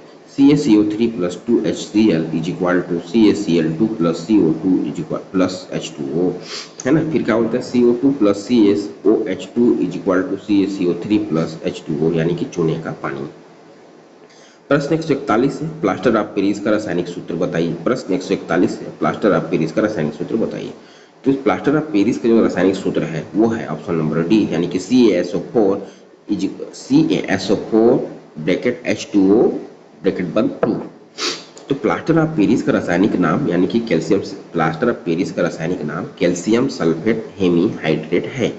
इसे POP भी कहते हैं। इसका रासायनिक सूत्र CaSO4 इसका रासायनिक सूत्र CaSO4 1 + 2H2O है। यह एक सफेद रंग का चूर्ण है जो जल के साथ क्रिया करके एक पत्थर के समान कठोर पदार्थ बना लेता है। जब पत्थर के साथ एक कठोर पदार्थ बना पत्थर के साथ सफेद रंग का चूर्ण है जो जल के साथ क्रिया करके एक पत्थर के समान पत्थर के समान कठोर पदार्थ बना लेता है। जब जिप्सम पत्थर के, है ना, यह एक सफेद रंग का चूर्ण है जो जल के साथ क्रिया करके एक पत्थर के समान कठोर पदार्थ बना लेता है। जब जिप्सम पत्थर एक कठोर पदार्थ बना लेता है। जब जिप्सम CaSO4 2H2O को जब जिप्सम CaSO4 2H2O को 373 केल्विन ताप पर गर्म किया जाता है तो प्लास्टर ऑफ पेरिस का निर्माण होता है। और जब प्लास्टर ऑफ पेरिस में जल मिला दिया जाता है तो जिप्सम का निर्माण होता है और साथ ही काफ़ी मात्रा में ऊष्मा भी निकलती है। तो CuSO4 यानी कि कैल्शियम सल्फेट है ना, CaSO4 2H2O plus CaSO4 1/2 H2O plus 3/2 H2O, ठीक है। तो इसलिए इसका जो सही आंसर होगा option number D, plaster of Paris का रासायनिक सूत्र है CaSO4, है ना, H2O2। फिर है प्रश्न नंबर हमारा सी, हमारा प्रश्न नंबर है 142, हमारा प्रश्न नंबर है 142 विज्ञान, हमारा प्रश्न नंबर है 142 विज्ञान के प्रतिभाशाली विद्यार्थी की योग्यताओं को बढ़ाने के लिए, विज्ञान के प्रतिभाशाली विद्यार्थियों की योग्यताओं को बढ़ाने के लिए निम्न में से कौन अधिक सहायक होगा। देखते हैं कौन सहायक होगा। कमजोर छात्रों को मदद के लिए उसे प्रेरित करना, उसे कक्षा का मॉनिटर बनाना, नवीन परियोजना के निर्माण में उसे मदद करना या स्व अधिगम के लिए उसे निर्देशित देना। तो इसका सही उत्तर होगा ऑप्शन नंबर सी, यानी कि नवीन परियोजनाओं के निर्माण में उसे मदद करना। ऑप्शन नंबर सी कहता है कि विज्ञान के प्रतिभाशाली विद्यार्थी की योग्यता को बढ़ाने के लिए सबसे अधिक सहायक कार्य नवीन परियोजनाओं के निर्माण में उसे मदद करना होगा। उससे विद्यार्थी को नई और चुनौतीपूर्ण समस्याओं पर काम करने का अवसर मिलेगा, जिससे उसकी समस्या समाधान की क्षमता और रचनात्मकता में भी वृद्धि होगी। ठीक है। प्रश्न हम देखेंगे 143, विज्ञान शिक्षण में प्रयुक्त नवाचारों को उनके प्रवर्तकों से सुमेलित कीजिए। तो नवाचार के बारे में बोल रहा है कि निरीक्षित अध्ययन जो है डेजी मार्विल ने किया और अवरोह अभिक्रमित अनुदेशन जो किया थॉमसन एफ गिलबर्ट ने, और साखीय अभिक्रमित अनुदेशन किया वो नॉर्मन ए क्राउंडर ने, और रेखीय अभिक्रमित अनुदेशन का जो प्रवर्तक है वो है BF स्किनर है। BF स्किनर किसके हैं? रेखीय अभिक्रमित अनुदेशन का। तो सही आंसर हो जाएगा ऑप्शन नंबर डी। प्रश्न 144 है, खाद्य श्रृंखला में शाकाहारी होते हैं। शाकाहारी कौन होता है? प्राथमिक उपभोक्ता होता है या प्राथमिक उत्पादक होता है या द्वितीयक उपभोक्ता होता है या घटक होता है? तो खाद्य श्रृंखला में जो शाकाहारी होते हैं वो प्राथमिक उपभोक्ता होते हैं। ठीक है, प्राथमिक उपभोक्ता होते हैं, शाकाहारी होते हैं। खाद्य श्रृंखला विभिन्न जीवों का वह क्रम है जिसके द्वारा एक परितंत्र में खाद्य ऊर्जा का प्रवाह होता है। खाद्य श्रृंखला के प्रत्येक चरण को एक कोशीय स्तर द्वारा दर्शाया जाता है। खाद्य श्रृंखला दर्शाती है कि कैसा ऊर्जा सूर्य से उत्पादकों तक, है ना, खाद्य श्रृंखला दर्शाती है कि कैसे ऊर्जा सूर्य से उत्पादकों तक, उत्पादकों से उपभोक्ता तक और उपभोक्ताओं से अपघटक तक जाती है। तो प्राथमिक उपभोक्ता शाकाहारी जानवर हैं जिनका पोषण सीधे पौधे के उत्पादों पर आधारित होता है। उदाहरण है गाय, बकरी, हिरण, टिड्डा आदि। निम्न में से प्रश्न 145, निम्न में से अजैविक अवशिष्ट पदार्थों के निस्तारण एवं प्रबंध का प्रमुख उपाय है। तो उसका जो सही उत्तर है वह है ऑप्शन नंबर सी, यानी कि पुनः चक्रण केंद्रों पर भेज देना चाहिए। जो हम लोग अपशिष्ट पदार्थ जो है SLR सेंटर जो है वहाँ भेज देना चाहिए। ऑप्शन नंबर सी सही है, क्योंकि इसमें जो ऑप्शन दे उसको पढ़ता हूँ पहले। मिट्टी के अंदर दबा देना चाहिए, पूर्णतः जला देना चाहिए, पुनः चक्रण केंद्र पर भेज देना चाहिए या नाली में उसे फेंक देना चाहिए। क्या बोलता है? निम्न से अजैविक अवशिष्ट पदार्थों को निस्तारण, अजैविक की बात कर रहा है, जैविक की बात नहीं कर रहा है। जैविक की बात करता तो मिट्टी के नीचे भी दफना देते, हम उसको गड्ढा खद के उसमें पानी डाल के भी सड़ा देते। ठीक है, इसलिए इसका सही आंसर होगा डी, सी, पुनः चक्रण केंद्रों में भेज देना चाहिए। अजैविक अवशिष्ट पदार्थों के निस्तारण एवं प्रबंध के लिए उन्हें पुनः चक्रण केंद्रों पर भेजना सबसे अच्छा तरीका होता है। अपशिष्ट से संसाधनों को या किसी भी मूल्य की चीज को निकालना पुनः चक्रण के नाम से जाना जाता है। पुनः चक्रण के नाम से जाना जाता है, जिसका अर्थ होता है पुनः मिलना, जिससे अपशिष्ट पदार्थ का पुनरीकरण होता है। यह पर्यावरण की रक्षा करने में मदद करता है और सार्वभौमिक कार्बन उत्सर्जन को भी कम करने का एक उत्कृष्ट तरीका है। प्रश्न नंबर हम देखेंगे 146। स्वच्छ प्रश्न नंबर देखेंगे 146। स्वस्थ आकाश नीला दिखाई देता है क्यों? ऑप्शन पढ़ते हैं। प्रकाश के अपवर्तन से, प्रकाश के प्रकीर्णन से, प्रकाश के ध्रुवण से और प्रकाश के विवर्तन से। तो ऑप्शन नंबर बी यानी कि प्रकाश के प्रकीर्णन से, यही ऑप्शन नंबर बी सही है। स्वस्थ आकाश नीला दिखाई, स्वस्थ आकाश का नीला दिखाई देने का कारण प्रकाश का प्रकीर्णन है। पृथ्वी के वायुमंडल में पहुंचने वाला सूर्य, पृथ्वी के वायुमंडल में पहुंचने वाला सूर्य का प्रकाश वातावरण में, पृथ्वी के वायुमंडल में पहुंचने वाला सूर्य का प्रकाश वातावरण में उपस्थित गैसों और धूल के कणों से सभी दिशाओं में प्रकीर्णन हो जाती है। नीले रंग की तरंगदैर्ध्य अन्य रंगों की तुलना में कम होती है, इसलिए नीला रंग अधिक प्रकीर्णन होती है और आकाश नीला दिखाई देता है। तो अब समझ गए कि स्वच्छ आकाश नीला क्यों दिखाई देती है, क्योंकि वो प्रकाश के प्रकीर्णन के कारण दिखाई देती है। और प्रकाश के प्रकीर्णन से इसलिए दिखाई देती है कि स्वच्छ आकाश का नीला दिखाई देने का मुख्य कारण है कि प्रकाश का प्रकीर्णन और पृथ्वी के वायुमंडल में पहुंचने वाला सूर्य का प्रकाश है जो वातावरण में उपस्थित गैसों और धूल के कणों से सभी दिशाओं में प्रकीर्णित हो जाती है, बिखेर दिया जाता है। और नीले रंग का तरंगदैर्ध्य अन्य तरंगों की तुलना में कम होती है, इसलिए नीला रंग अधिक प्रकीर्ण होता है और हमें आकाश जब देखते हैं हम तो वह नीला दिखाई देता है। ठीक है। प्रश्न 147 है, अनार का खाने योग्य भाग है। तो अनार का जो खाने वाला भाग है वो सभी को खाते हैं, मांसल, बीज और चोल तीनों को खाते हैं। ठीक है। अनार का खाने योग्य भाग उसका मांसल, बीज, चोल है। अनार एक खाने योग्य बेरी, एक ब्लोस्टा प्रकार का रसीला फल है जिसका आकार गोल होता है। अनार में बहुत सारे बीज होते हैं, प्रत्येक बीज एक पानी से भरे गुदों से ढका होता है और बीजावरण के खाने योग्य सर्कोटेस्टा बनता है। ठीक है। प्रश्न 148 है, अमोनिया और खालिस्तान की क्रिया से यूरोट्रॉपिन प्राप्त होता है जिसे मूत्र विकार संबंधी रोगों में प्रयोग किया जा सकता है। तो देखते हैं एसीटोन है या एस्टेल्डिहाइड है या फॉर्मेल्डिहाइड है या एसीटिकम। इसका सही आंसर है वो है ऑप्शन नंबर सी यानी कि ammonia NH3 formaldehyde, ammonia NH3 formaldehyde की संघनन अभिक्रिया द्वारा यूरोट्रोपिन बनता है। यह एक हाइड्रोसाइक्लिन यौगिक है। इसका रासायनिक सूत्र C6H12N4 है। यूरोट्रोपिन एक सफेद क्रिस्टलीय यौगिक है जो कि जल में अत्यधिक घुलनशील होता है। इसका उपयोग मूत्र विकार के उपचार में किया जाता है। प्रश्न देखेंगे हम 149। फोटो इलेक्ट्रिक सेल ऐसी युक्ति है जो परिवर्तित करती है, किसको करती है देखते हैं, रासायनिक ऊर्जा को प्रकाश ऊर्जा में, या प्रकाश ऊर्जा को विद्युत ऊर्जा में, या विद्युत ऊर्जा को प्रकाश ऊर्जा में, या चुंबकीय ऊर्जा को विद्युत ऊर्जा में। तो फोटो इलेक्ट्रिक सेल ऐसी युक्ति है जो परिवर्तित करती है वो प्रकाश ऊर्जा को विद्युत ऊर्जा में, यानी कि ऑप्शन नंबर बी सही होगा। फोटो इलेक्ट्रिक सेल द्वारा प्रकाश ऊर्जा का विद्युत ऊर्जा में परिवर्तित किया जाता है। इससे प्रकाश किरणों की सहायता से किसी धात्विक सतह से इलेक्ट्रॉनों का उत्सर्जन कराया जाता है। प्रकाश के कारण उत्सर्जित होने वाले इलेक्ट्रॉनों को फोटो इलेक्ट्रॉन कहते हैं, जो फोटो इलेक्ट्रिक से जुड़े बाह्य परिपथ में विद्युत धारा प्रवाह का कारण होते हैं। प्रश्न देखें 150। पृथ्वी की सतह से ऊपर की ओर जमने में वायुमंडल स्तर का सही क्रम है। पृथ्वी की सतह से ऊपर की ओर जमने में वायुमंडल स्तर का सही क्रम पूछ रहा है।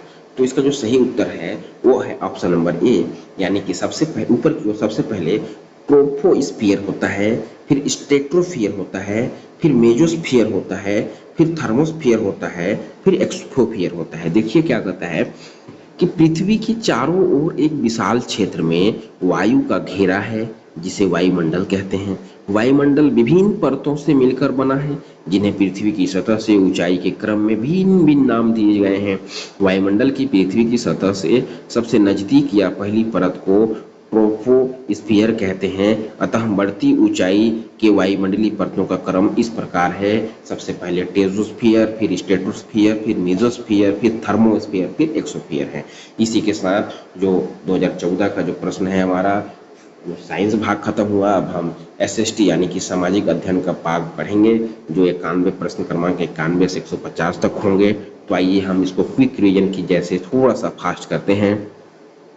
भूमि की माप के आधार पर भू राजस्व और प्रति बिस्वा उपज का आकलन सबसे पहले किसके शासनकाल में किया गया? तो इसका जो सही ऑप्शन है वो ऑप्शन नंबर ए है, अलाउद्दीन खिलजी। अब ये अलाउद्दीन खिलजी कैसे की ये देखते हैं। अलाउद्दीन खिलजी सल्तनत काल का पहला शासक था जिसने भू राजस्व का आकलन कृषि के अंतर्गत भूमि की पैमाइश के आधार पर और प्रति बिस्वा उपज का आकलन किया। राज्य की ओर से राजस्व दर कुल उपज के आधे के बराबर 50% निश्चित की गई, अर्थात उपज का आधा भाग राज्य कर के रूप में लेता था। किसानों और मध्यस्थों पर कर की दर समान रखी गई, जिसका उद्देश्य किसानों को मध्यस्थों की अवैधानिक वसूली से बचना था। प्रश्न 92 देखेंगे, निम्न में से कौन सा विकल्प आदर्श पाठ्य योजना की विशेषताओं को प्रदर्शित करता है? तो आदर्श पाठ्य योजना को सभी प्रदर्शित करते हैं, जैसे उदाहरणों का प्रयोग करना है, भाषा की सरलता और व्यक्तिगत पथ प्रदर्शन। तो आदर्श पाठ जो हम पढ़ाएंगे तो वहाँ उदाहरण का अच्छा प्रयोग करेंगे, उसके आसपास के उदाहरण देंगे, भाषा की सरलता होनी चाहिए, बहुत अच्छी स्पष्ट भाषा में बात करेंगे, व्यक्तिगत पथ प्रदर्शक कोई भी बच्चा, किसी बच्चा को हम अच्छे पथ प्रदर्शक की बात करेंगे, इसलिए उपयोग सभी है। क्योंकि पाठ्य योजना निर्माण का उद्देश्य शिक्षण के उद्देश्यों को प्राप्त करना होता है। एक आदर्श पाठ्य योजना में निम्नलिखित विशेषताओं का होना आवश्यक है, इसलिए आवश्यक है। देखते हैं कि उदाहरण का प्रयोग हमको बहुत अच्छा करना है, भाषा की सरलता करना है, व्यक्तिगत पद प्रदर्शन करना है, पाठ्य योजनाओं का सोपानों में विभाजन, पाठ्य योजना जो है उसको अलग अलग खंडों में विभाजित कर देना है, समन्वय अच्छा करना है, समय का भी ध्यान रखना है, पाठ्य योजना में मूल्यांकन भी करना है बच्चे को कि क्या सीख रहा है क्या नहीं सीख रहा है, तो इसी को लेकर चलना है। प्रश्न 93 है, झुरंड कप किस खेल से संबंधित है? तो झुरंड कप किस खेल से संबंधित है? झुरंड कप जो है फुटबॉल खेल से संबंधित है। झुरंड कप का संबंध फुटबॉल से है। झुरंड कप एशिया की पहली सबसे पुरानी फुटबॉल प्रतियोगिता है ना। झुरंड कप का संबंध फुटबॉल से है। झुरंड कप एशिया की सबसे पुरानी फुटबॉल प्रतियोगिता है जिसका आयोजन पहली बार 1888 में शिमला में किया गया था। मोहन बगान ने झुरंड कप 2023 का रिकॉर्ड 17वीं बार खिताब जीता। प्रश्न 94 है, आवेदक सूचना का अधिकार अधिनियम 2005 में किस धारा के अंतर्गत वांछित सूचना प्रदान कर सकता है? तो आवेदक जो है सूचना का अधिकार अधिनियम में जो अनुसूचित वांछित सूचना को प्राप्त कर सकता है किस धारा में? तो 6A यानी कि 6 का है। तो ऑप्शन नंबर ए होगा कि आवेदक सूचना का अधिकार अधिनियम 2005 में धारा 6 का 1 के अंतर्गत वांछित सूचना प्राप्त कर सकता है। धारा 6(1) के अनुसार कोई व्यक्ति जो इस अधिनियम के तहत कोई भी जानकारी प्राप्त करना चाहता है उसे लिखित रूप से या इलेक्ट्रॉनिक माध्यम से अंग्रेजी या हिंदी में या उस क्षेत्र की आधिकारिक भाषा में निर्धारित शुल्क के साथ अनुरोध करना होगा जिसमें आवेदक किया जा सकता है। प्रश्न 95 है ना। तो सूचना का अधिकार 2005 धारा 6 का 1, ठीक है। प्रश्न 95 है, निम्न में से किसका प्रावधान शिक्षा का अधिकार अधिनियम में नहीं है? तो नहीं है की बात कर रहा है, यानी कि हमको गलत की ओर जाना है। तो 6 से 14 वर्ष के सभी बच्चों को निःशुल्क अनुवाद शिक्षा प्रदान करना, हाँ भाई इसमें तो करना है। एनसीएफ 2005 बोलता है, 2009 भी बोलता है, आरटी 2009 है नहीं। फिर बी बोलता है कक्षा में प्रवेश के लिए परीक्षा तथा डोनेशन पर प्रतिबंध, हाँ भाई प्रतिबंध है, ऐसा कुछ नहीं है कि आप डोनेशन लीजिए परीक्षा लीजिए। बच्चों को रोजगार की गारंटी देना, ये तो नहीं है भाई शिक्षा का अधिकार में कि आप पढ़ रहे हैं तो आपको रोजगार की गारंटी देंगे, नहीं देंगे। हाँ, बल्कि आप कौशल देंगे, आप नई नई स्किल सीख के जाएंगे, लेकिन हम नहीं कहेंगे कि रोजगार, आप खुद से कौशल लेके जाएंगे और उस कौशल का उपयोग करेंगे, आप स्वयं रोजगार उत्पन्न करेंगे। तो मेरे को गलत यही लग रहा है। प्रारंभिक शिक्षा पूर्ण करने की स्थिति में सार्वजनिक परीक्षा लेंगे, सही बात है, ये तो करेंगे। तो इसका जो गलत का चीज गलत की तरफ जा रहा है, यानी ऑप्शन नंबर सी सही होगा। बच्चों को रोजगार की गारंटी देने का प्रावधान शिक्षा का अधिकार अधिनियम में नहीं किया गया है। अन्य दिए गए प्रावधान शिक्षा का अधिकार अधिनियम के अंतर्गत आते हैं। 46वें संविधान संशोधन अधिनियम 2002 तथा 6 से 14 वर्ष के प्रत्येक बच्चों को मुक्त और अनिवार्य शिक्षा दिया गया है, 2002 में है ना, दिया गया है इसको। प्रश्न 96 है, संसद का सदस्य न होते हुए भी निम्न में से कौन संसद की कार्यवाही में प्रतिभाग कर सकता है? तो जो कर सकता है वो कौन है? ऑप्शन देखते हैं, महालेखा परीक्षक है, महान्यायवादी है, या मुख्य निर्वाचक आयुक्त है, या सॉलिसिटर जनरल है। तो सही उत्तर है महान्यायवादी है। भारत ऑप्शन नंबर बी सही है। भारत का महान्यायवादी संसद का सदस्य न होते हुए भी संसद की कार्यवाही में प्रतिभाग कर सकता है, किंतु उसे मतदान करने का अधिकार नहीं है। भारतीय संविधान का अनुच्छेद 76 भाग में भाग के महान्यायवादी पद का प्रदान करता है। राष्ट्रपति द्वारा महान्यायवादी की नियुक्ति होती है और यह एक राष्ट्रपति के प्रसाद पद धारण करता है। यह देश का सर्वोच्च विधि अधिकारी होता है जो उच्चतम न्यायालय के न्यायाधीश की योग्यता रखता है। ठीक है, प्रश्न देखेंगे हम 97 यानी कि 97। भारत के संविधान की प्रावधावना में भारत के संविधान की प्रस्तावना में किस संविधान संशोधन के द्वारा समाजवादी और धर्मनिरपेक्ष शब्द को सम्मिलित किया गया है? तो इसका जो सही आंसर है वो 42वां संविधान संशोधन है, यानी कि 42वें संविधान संशोधन अधिनियम 1976 द्वारा प्रस्तावना में संशोधन किया गया और इसमें समाजवादी, पंथ निरपेक्ष और अखंडता शब्द जोड़े गए। प्रस्तावना अमेरिकी संविधान से लिया गया है, प्रस्तावना है जो अमेरिकी संविधान से लिया गया है, लेकिन प्रस्तावना की भाषा पर ऑस्ट्रेलियाई संविधान की प्रस्तावना का प्रभाव है। न्यायविद व संविधान विशेषज्ञ N.A. पालखीवाला ने प्रस्ताव में संविधान की परिचय पद की संज्ञा दी है। प्रश्न 98 है कि सर्वोच्च न्यायालय ने किस केसवाद में निर्णय देते हुए स्पष्ट किया कि संसद संविधान के मूल स्वरूप में परिवर्तन नहीं कर सकती है? तो इसका जो सही आंसर है वो ऑप्शन नंबर बी है, यानी कि केशवानंद भारती केस में एक केस लगा था जिसमें एक निर्णय दिया गया कि जो संसद है वो संविधान के मूल रूप में कोई परिवर्तन संसद नहीं कर सकता है। ठीक है नहीं?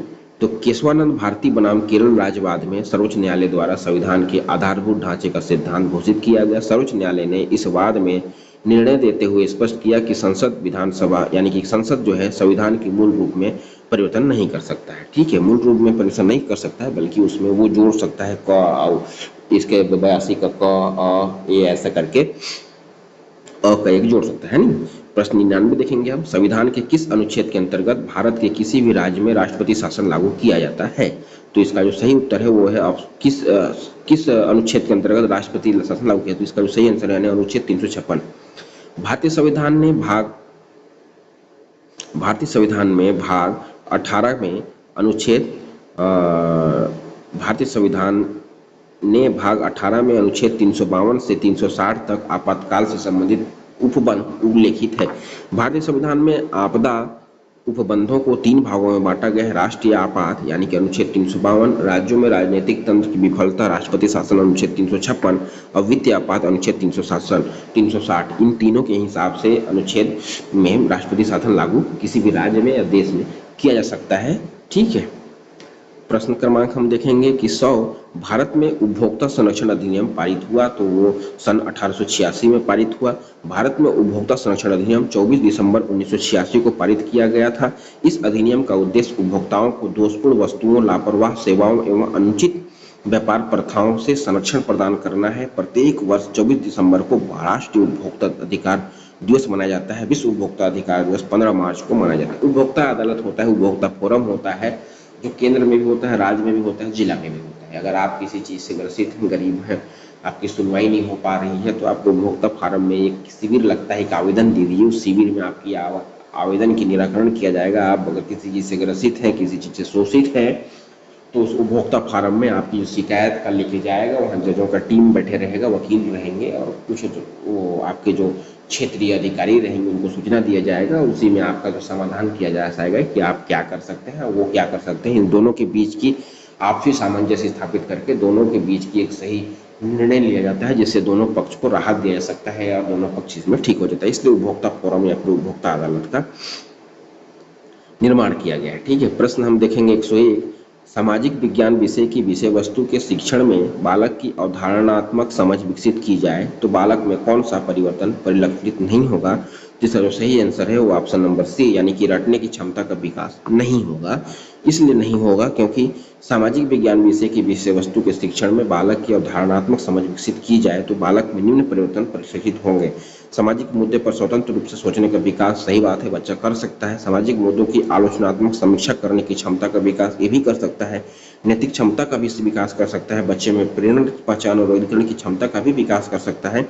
बच्चे में प्राकृतिक और सामाजिक पर्यावरण की संपूर्ण समझ का विकास कर सकता है, लेकिन रटने की क्षमता का विकास उसे नहीं कर सकता है। ठीक है, प्रश्न 105। भारत में जल संग्रहण से संबंधित नीरू मीरू कार्यक्रम किस प्रदेश में चलाया गया? तो वो नीरू मीरू का जो कार्यक्रम है वो आंध्र प्रदेश में चलाया गया।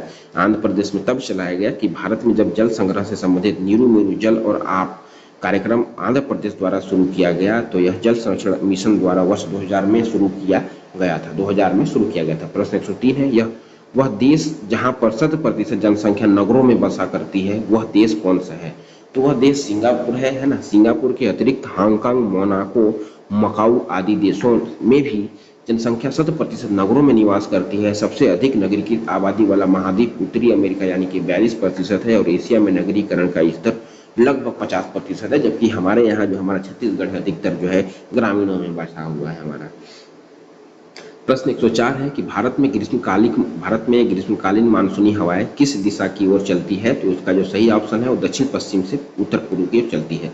भारत में जो है ग्रीष्मकालीन मानसूनी हवाएं किस दिशा में चलती हैं? तो वह है दक्षिण पश्चिमी से उत्तर पश्चिमी में चलती हैं, क्योंकि भारत में ग्रीष्मकालीन मानसूनी हवाएं दक्षिण पश्चिम से उत्तर पूर्व की ओर चलती हैं। भारत में मानसून उन ग्रीष्मकालीन हवाओं को कहते हैं जिसमें वर्षा होती है। ये हवाएं बंगाल की खाड़ी, अरब सागर एवं हिंद महासागर से होकर आती हैं, और मानसूनी हवाओं के नाम पर उत्तरी हिंद महासागर की इस धारा को मानसून धारा कहते हैं। प्रश्न क्रमांक 105 देखेंगे हम, जब दिन और रात की अवधि बराबर होती है तो सूर्य की किरणें सीधी पड़ती है। जब दिन और रात की अवधि बराबर होती है तो सूर्य की किरणें सीधी पड़ती हैं। ये कहाँ पे पड़ती हैं, क्यों पड़ती है? तो यह भूमध्य रेखा पर पड़ती हैं। जब दिन और रात की अवधि बराबर होती है तो सूर्य विषुवत भूमध्य रेखा पर लंबवत सीधा चमकता है, और 21 मार्च यानी कि बसंत विषुवत और 23 सितंबर शरद विषुवत को दिन और रात बराबर होते हैं, यानी कि दो समय में दिन और रात बराबर होते हैं, यानी 21 मार्च और 23 सितंबर को विषुवत रेखा में है ना, विषुवत रेखा पर सूर्य की किरणें सीधी पड़ती हैं। ठीक है। प्रश्न 106 है कि सामाजिक विज्ञान के अध्ययन का उद्देश्य होना चाहिए। तो सामाजिक विज्ञान के उद्देश्य का अध्ययन हमको उपरोक्त सभी होना चाहिए। सभी इसलिए होना चाहिए क्योंकि सामाजिक समरसता का विकास करना भी है, सामाजिक व्यवस्था का नवनिर्माण भी करना है, और सामाजिक समस्याओं का समाधान भी ढूंढना है। ठीक है, इसलिए हमको उद्देश्य सभी होना चाहिए। सभी मैं इसलिए कह रहा हूँ क्योंकि सामाजिक समस्या का विकास होगा, है ना, अध्यापन से, और सामाजिक व्यवस्था का निर्माण भी होगा, सामाजिक समस्याओं का समाधान भी ढूंढा जाएगा, और अपनेपन की भावना का भी विकास भी बना रहेगा, करना भी रहेगा, परंपरावलंबन की भावना का विकास बना रहेगा, सामाजिक चरित्र का भी विकास करना रहेगा। ठीक है, इसलिए ऑप्शन नंबर डी इसका सही होगा। प्रश्न क्रमांक 107 है, कक्षा में सामाजिक रूप से उपेक्षित बच्चों के प्रोत्साहन के लिए आप क्या कहेंगे? कक्षा में सामाजिक रूप से अपेक्षित बच्चों के प्रोत्साहन के लिए आप क्या करेंगे? तो मैं क्या करूंगा कि समाज की बुराइयों को कम करने एवं अच्छाइयों को प्रोत्साहित करने को कहूंगा। यही मैं कहूंगा, यही ऑप्शन नंबर डी सही है।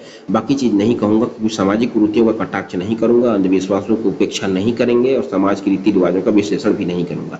इसलिए मैं इस 107 का जो ऑप्शन नंबर डी को करूंगा, क्योंकि कक्षा में सामाजिक रूप से अपेक्षित बच्चों के प्रोत्साहन के लिए बच्चों को समाज की बुराइयों को कम करने एवं अच्छाइयों को प्रोत्साहित करने के लिए कहूंगा, और गरीब, उपेक्षित और सामाजिक रूप से बहिष्कृत समूहों को संबंधित बच्चों को शिक्षित करने में अध्यापक की बड़ी निर्भर भूमिका निभाते होती है। समानता, समता और अधिकारों के बारे में सुनिश्चित करने पर मुख्य रूप से बल देना चाहिए।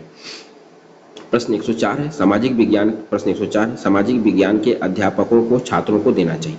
सामाजिक विज्ञान के अध्यापकों को छात्रों को देना चाहिए। मान लेते हैं कि मैं सामाजिक विज्ञान का अध्यापक हूं, और सामाजिक विज्ञान के जो छात्र हैं मेरे छात्र, उनको मुझे क्या देना होगा? तो मैं उनको ये दूंगा कि संस्कारी व्यवस्था दूंगा, समाज के निर्माण हेतु उपरोक्त सभी प्रकार का नॉलेज, ज्ञान, कैरिकुलम बना के दूंगा। लेकिन उसमें ये चीज नहीं दूंगा कि सामाजिक समस्याओं का ज्ञान ये नहीं दूंगा, सामाजिक कुरीतियों के निदान का ज्ञान ये भी नहीं दूंगा, और है नहीं, तो ये सब चीजें सामाजिक संस्था, तो इसलिए उपरोक्त नंबर डी होगा, यानी कि सामाजिक विज्ञान के अध्यापक छात्र निम्न ज्ञान देना चाहिए। सामाजिक समस्याओं का ज्ञान भी दूंगा, सामाजिक कुरीतियों के निदान का ज्ञान भी दूंगा, और नए नए सामाजिक संस्था परिवर्तन का भी ज्ञान दूंगा, और संस्कारी व्यवधान का भी ज्ञान दूंगा। इसलिए मैं उपरोक्त डी दे दूंगा, इसमें लिखा हुआ सारी चीजों को मैं दूंगा। प्रश्न 109 है कि तीन ओर से समुद्र से घिरा हुआ स्थलीय भाग कहलाता है। तो वह क्या है? तो प्रायद्वीप कहलाता है। तीन ओर से अगर कोई समुद्र घिरा हुआ है तो वो स्थलीय भाग क्या कहलाएगा? तो प्रायद्वीप कहलाएगा। प्रायद्वीप इसलिए, यानी कि पेनिनसुला भूमि का एक टुकड़ा है जो एक तरफ भूमि से जुड़ा होता है लेकिन अन्य तीन तरफ से समुद्र से घिरा होता है। प्रायद्वीप निर्माण का सबसे आम कारण है ना लिथोस्फेरिक टेक्टोनिक प्लेटों की धीमी गति, है ना। अरेबियन अरब प्रायद्वीपीय विश्व का सबसे बड़ा प्रायद्वीप है। इसमें सऊदी अरब, ओमान, कतर, यमन, बहरीन, संयुक्त अरब अमीरात और कुवैत सहित 7 देश इसमें शामिल हैं, जिसमें एक तरफ तो स्थलीय भाग है लेकिन तीन तरफ समुद्र से घिरा हुआ है। प्रश्न 110 देखेंगे हम कि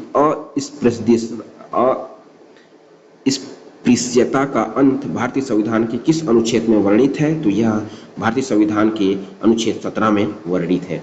अस्पृश्यता का अंत भारतीय संविधान के अनुच्छेद 17 में वर्णित है। अनुच्छेद 17 और अनुच्छेद 35 संसद को यह शक्ति प्रदान करता है कि वह अस्पृश्यता के आचरण हेतु दंड की विधि का निर्माण करे। संसद द्वारा 1955 में अस्पृश्यता निरोधक अधिनियम का निर्माण किया गया और 1976 में इस अधिनियम में संशोधन कर इनका ज्ञान सिविल अधिकार संरक्षण अधिनियम 1955 रखा गया।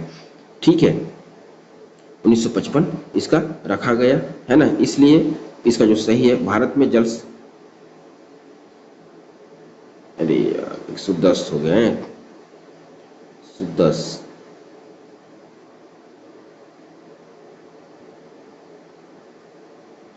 1955 रखा गया। ठीक है, अब 111 हम देखेंगे कि संसद में प्रश्नकाल, संसद में प्रश्नकाल के समय किस प्रकार के प्रश्न पूछे जाते हैं। तो संसद में प्रश्नकाल के समय दो तरह के प्रश्न पूछे जाते हैं, एक अतारांकित प्रश्न पूछे जाते हैं और एक तारांकित प्रश्न पूछे जाते हैं, है ना। इसलिए इसका ऑप्शन नंबर सी यानी कि ये भी दोनों सही होगा। संसदीय कार्य दिवस का पहला घंटा, संसदीय कार्य दिवस का पहला घंटा 11 से 12 बजे तक का समय होता है, प्रश्नकाल कहलाता है। इस अवधि के दौरान संसद सदस्यों द्वारा मंत्रियों से प्रश्न पूछे जाते हैं। इस अवधि में पूछे गए प्रश्नों की 3 श्रेणियां होती हैं।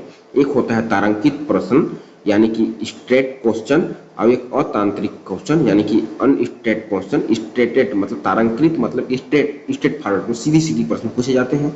एक है अतारांत्रिक प्रश्न यानी कि अनस्ट्रेट क्वेश्चन जिसमें टेढ़ा मेढ़ा प्रश्न पूछे जाते हैं।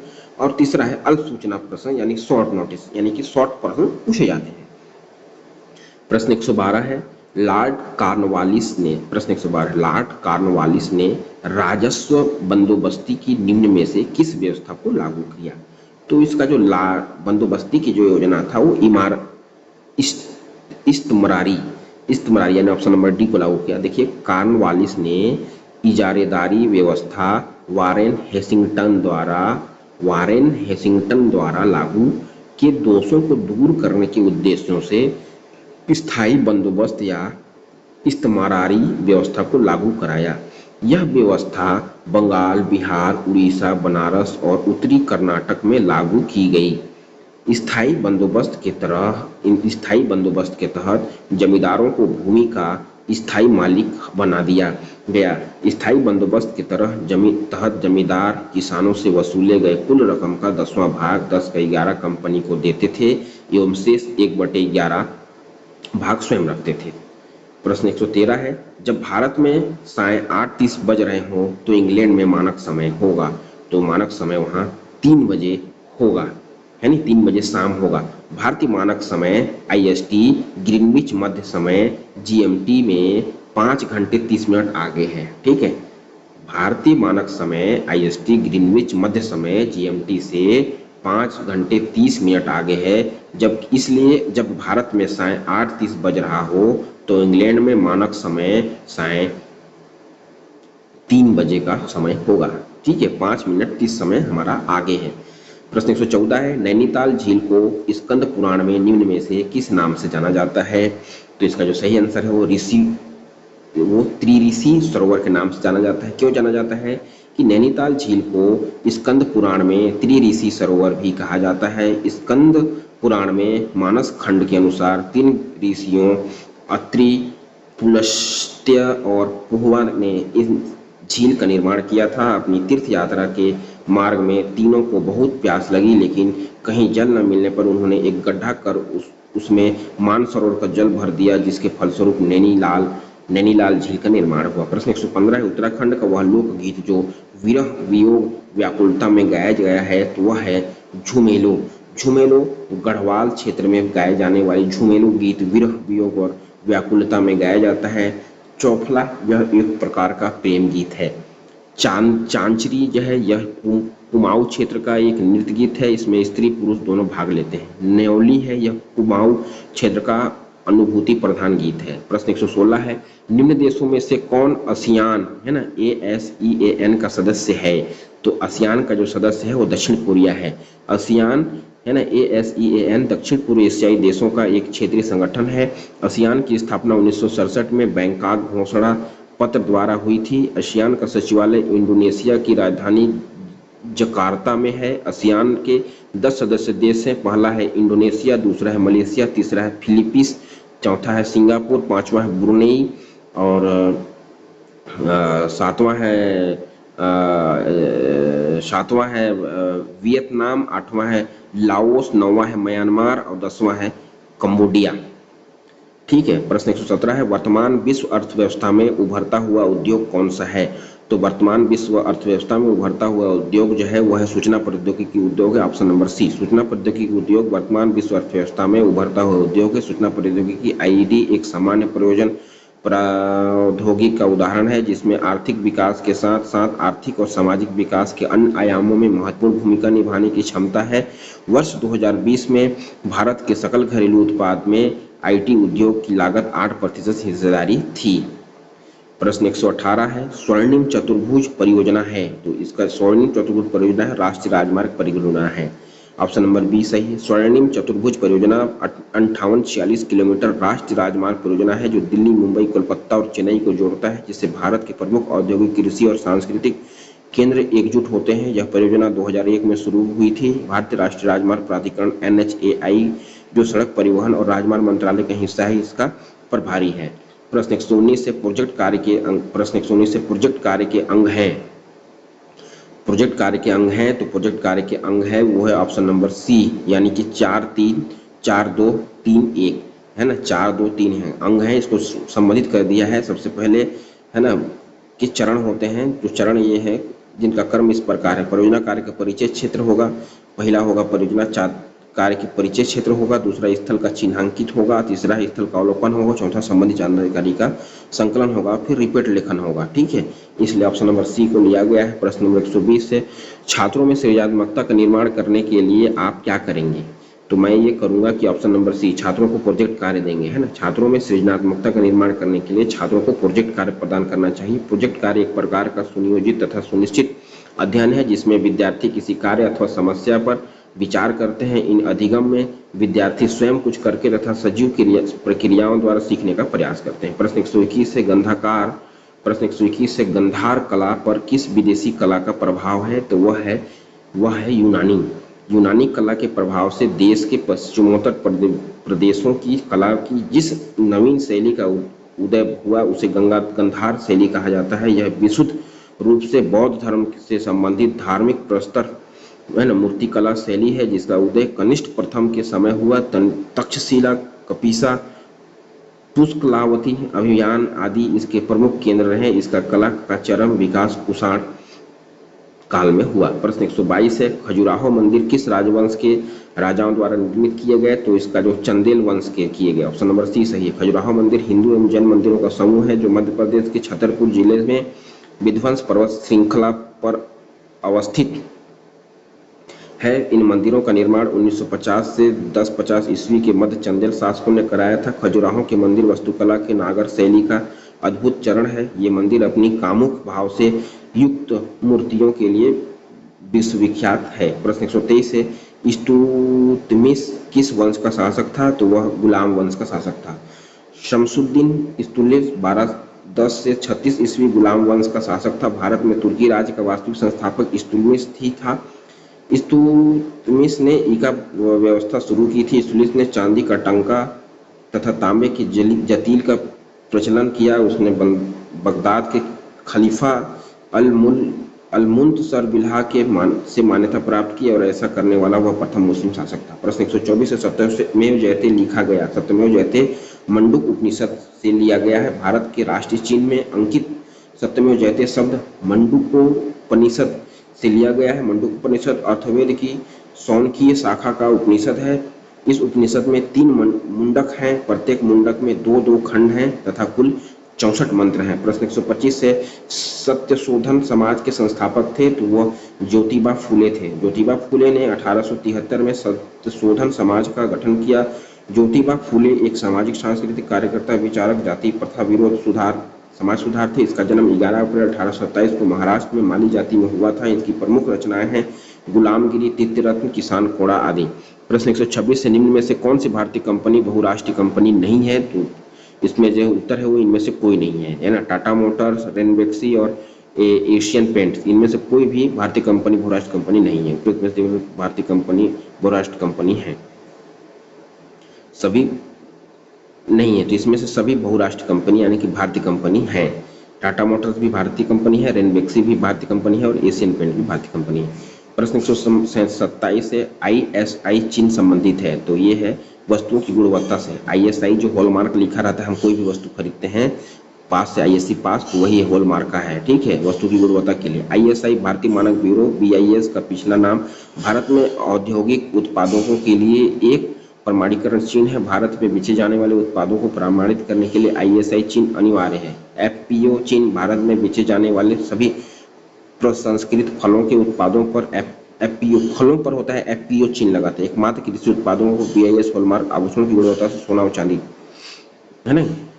प्रश्न 128 है, विश्व में गन्ने का उत्पादक सर्वाधिक किस देश में होता है, तो ब्राजील में होता है। ब्राजील विश्व में गन्ने का सबसे बड़ा उत्पादक देश है। भारत विश्व में गन्ने का सबसे बड़ा उत्पादक देश है। भारत विश्व में गन्ने का उत्पादक सर्वाधिक किस देश में होता है, तो वह है ब्राजील है। ब्राजील विश्व में गन्ने का सबसे बड़ा उत्पादक देश है। भारत विश्व में गन्ने का दूसरा सर्वाधिक उत्पादक देश है। 2030 तक दुनिया में कुल चीनी उत्पादक में इस दोनों देशों की हिस्सेदारी क्रमशः 21% और 18% होगी। प्रश्न 129 है, प्रश्न 129 है, वर्ष 1893 में अमेरिका, प्रश्न 129 वर्ष 1893 में अमेरिका के किस शहर में स्वामी विवेकानंद ने भारत के प्रतिनिधि के रूप में विश्व धर्म संसद से प्रेरणादायक भाषण दिया, तो वह था शिकागो, है ना, ऑप्शन नंबर बी। 11 सितंबर 1893 में अमेरिका में धर्म संसद का आयोजन हुआ था। भारत की ओर से स्वामी विवेकानंद शिकागो में हो रहे धर्म सम्मेलन में शामिल हुए। यहाँ उन्होंने अपने भाषण की शुरुआत हिंदी में अमेरिका के भाइयों और बहनों के साथ की। उनके भाषण पर art institute of Chicago 2 minute तक तालियों में गूंजता रहा। प्रश्न 130 से समताप मंडल में ओजोन परत का कार्य है, तो समताप मंडल में ओजोन परत का जो कार्य है वह भूतल पर आने वाली पराबैंगनी विकिरणों को थामना है, रोकना है, ठीक है। प्रश्न डी इसका सही उत्तर है, ऑप्शन नंबर डी। पृथ्वी की सतह से लगभग 12 से 50 किलोमीटर ऊपर स्थित समताप मंडल पृथ्वी की ओजोन परत के घर के रूप में जाना जाता है। समताप मंडल में ओजोन परत के घर के रूप में जाना जाता है। समताप मंडल में ओजोन परत का कार्य भूतल पर आने वाली पराबैंगनी विकिरणों को रोकता है। इस क्षेत्र में ऊंचाई के साथ तापमान बढ़ता है। यह मंडल बादल और मौसमी घटनाओं दोनों से रहित है। प्रश्न 131 से लोथल, प्रश्न 131 से लोथल था, है ना, लोथल था तो हड़प्पा सभ्यता का बंदरगाह व्यापारिक केंद्र था। लोथल हड़प्पा सभ्यता का बंदरगाह एवं व्यापारिक केंद्र था। लोथल वर्तमान में गुजरात से अहमदाबाद के भोगवा नदी के तट पर स्थित है। इसकी खोज 1975 में SR राव द्वारा की गई थी। इस बंदरगाह स्थल में हमें 3 युगल समाधियों के साक्ष्य भी प्राप्त हुए। प्रश्न 132 से पंच सिद्धांतिका के रचयिता कौन थे, तो इसके रचयिता जो थे, इसका रचयिता थे ऑप्शन नंबर बी, बराहमिहिर थे, है ना। पंचसिद्धिका भारत के महान खगोल शास्त्री बराहमिहिर का ग्रंथ है। बराहमिहिर का जन्म उज्जैन में हुआ था। ब्राह्मण संहिता वाल्मीकि की एक अन्य प्रमुख रचना है। प्रश्न 133 से निम्न में से कौन सा शहर है जो एशिया और यूरोप दोनों महाद्वीपों में है, तो वह है इस्तांबुल है ना, ऑप्शन नंबर सी इस्तांबुल है। इस्तांबुल शहर एशिया और यूरोप दोनों महाद्वीपों में स्थित है। इस्तांबुल टर्की तुर्कियों का सबसे बड़ा शहर है। हागिया सोफिया मस्जिद और गडलाटा टावर यहाँ से प्रमुख पर्यटन है। प्रश्न 134 से वह कौन सा एकमात्र भाषा है जो चीनी तिब्बती लिपि में भारतीय नोटों पर छपी है, तो वह है असमी भाषा है। असमी एकमात्र भाषा है जो चीनी तिब्बती लिपि में भारतीय नोटों पर छपी है। रिजर्व बैंक ऑफ इंडिया की वेबसाइट के मुताबिक एक भारतीय नोट पर 17 भाषाएं, एक भारतीय नोट पर एक, है ना, इंडिया की वेबसाइट के मुताबिक एक भारतीय नोट पर 17 भाषाएं प्रिंट होती हैं। अंग्रेजी और हिंदी सामने की तरफ और नोट के पीछे 15 भाषाएं असमी, बंगाली, गुजराती, कन्नड़, कश्मीरी, कोंकणी, मलयालम, मराठी, नेपाली, उड़िया, संस्कृत, उर्दू छपी होती हैं। ये सब भाषा छपी होती है यहाँ पे, मतलब 17 भाषाएं होती हैं एक नोट में। अब हम लोग उसको पता ही नहीं है आज तक, बताइए एक नोट में कितनी भाषा छपी होती है, 17 भाषा, ठीक है। अब देखते हैं 135 वर्ष 2011 की जनगणना के आंकड़ों के अनुसार उत्तराखंड की जनसंख्या क्या थी, तो उत्तराखंड की जो जनसंख्या थी ऑप्शन नंबर सी थे 10,11,6752 थी। वर्ष 2011 की जनगणना के अनुसार उत्तराखंड की जनसंख्या 10,11,6752 है तथा जनसंख्या घनत्व 179 प्रति व्यक्ति वर्ग किलोमीटर है। सर्वाधिक जनसंख्या घनत्व 689 प्रति व्यक्ति वर्ग किलोमीटर, है ना, उधम सिंह नगर में तथा न्यूनतम जनसंख्या घनत्व 41 व्यक्ति प्रति वर्ग किलोमीटर उत्तरकाशी में है। प्रश्न 136 से निम्न में से कोंकणी किस प्रदेश की प्रमुख भाषा? कोंकणी जो है गोवा की प्रमुख भाषा है ना। गोवा दमन और दीव राजभाषा अधिनियम 1987 देवनागरी लिपि में कोंकणी को गोवा की एकमात्र आधिकारिक भाषा बनता है, लेकिन यह प्रावधान करता है कि मराठी का उपयोग सभी या किसी भी आधिकारिक उद्देश्यों के लिए भी किया जा सकता है। प्रश्न क्रमांक हम देखेंगे 137। राष्ट्रीय अध्यापक शिक्षा परिषद के योजना प्रपत्र में समुदाय के अनुरूप कार्यप्रणाली का विवेचन किया गया है जिसके अध्यापक शिक्षा के सुझाव दिए गए थे, तो वह है ऑप्शन नंबर डी, यानी कि माध्यमिक विद्यालयों के लिए बजट तैयार करने की प्रक्रिया। राष्ट्रीय अध्यापक शिक्षा परिषद के योजना प्रपत्र में समुदाय के अनुरूप कार्यप्रणाली का विवेचन किया गया है जिसमें अध्यापक शिक्षा के सुझाव दिए गए हैं। इसके अंतर्गत माध्यमिक विद्यालय के लिए बजट तैयार की प्रक्रिया को उल्लेख किया गया है। राष्ट्रीय अध्यापक शिक्षा परिषद 17 अगस्त 1995 को राष्ट्रीय अध्यापक शिक्षा परिषद अधिनियम 1993 के अनुसरण में एक स्वायत्त निकाय के रूप में स्थापित किया गया है। प्रश्न 138 है, विश्व व्यापार संगठन का मुख्यालय स्थित है, तो वह है जिनेवा में है। विश्व व्यापार संगठन का मुख्यालय कहाँ है? तो ऑप्शन नंबर सी, जिनेवा में है। विश्व व्यापार संगठन WTO का मुख्यालय स्विट्जरलैंड के जिनेवा में स्थित है। WTO एक अंतर्राष्ट्रीय संगठन है जो देशों के मध्य व्यापार के नियमों को विनियमित करता है। WTO को वर्ष 1947 में संपन्न हुए प्रशुल्क एवं व्यापार का सामान्य समझौते GATI गति के स्थान पर अपनाया गया। WTO के निर्माण की पृष्ठभूमि गति के उरुग्वे दौर वर्ष 1986 से 94 की वार्ता में तैयार हुई। 1 जनवरी 1955 को WTO द्वारा कार्य शुरू किया गया। प्रश्न 139 देखेंगे हम। प्रथम वित्त आयोग के आयकर के शुद्ध आगम का कितने प्रतिशत संघ द्वारा राज्यों को दिए जाने की संस्तुति की गई है? तो है ऑप्शन नंबर बी, यानी कि 55%। प्रथम वित्त आयोग ने आयकर के शुद्ध आगम का 55% संघ द्वारा राज्यों को दिए जाने की संस्तुति की।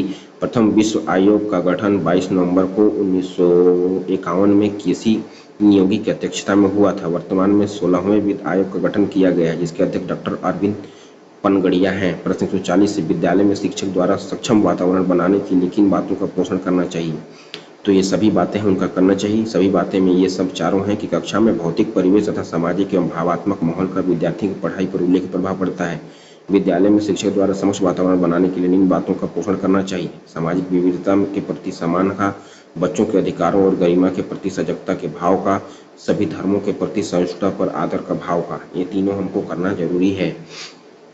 प्रश्न क्रमांक हम 141 देखेंगे। उत्तराखंड का प्रसिद्ध सूर्य मंदिर स्थित है, तो उत्तराखंड का प्रसिद्ध सूर्य मंदिर जो स्थित है वो है कटारमल अल्मोड़ा में है। उत्तराखंड का प्रसिद्ध सूर्य मंदिर कटारमल अल्मोड़ा में स्थित है। यह मंदिर कोणार्क के सूर्य मंदिर के बाद सूर्यदेव का सबसे प्राचीन मंदिर है। इस मंदिर में सूर्य भगवान की दुर्लभ प्रतिमा स्थापित है। इसके बारे में आदित्य मंदिर के नाम से जाना जाता है। इसका निर्माण 9वीं शताब्दी के कत्यूरी राजा कटारमल ने करवाया था। प्रश्न 142, भारत की मानक समय यामयोत्तर रेखा जो है वो क्या है? तो 82.30 अंश पूर्वी देशांतर है। ठीक है।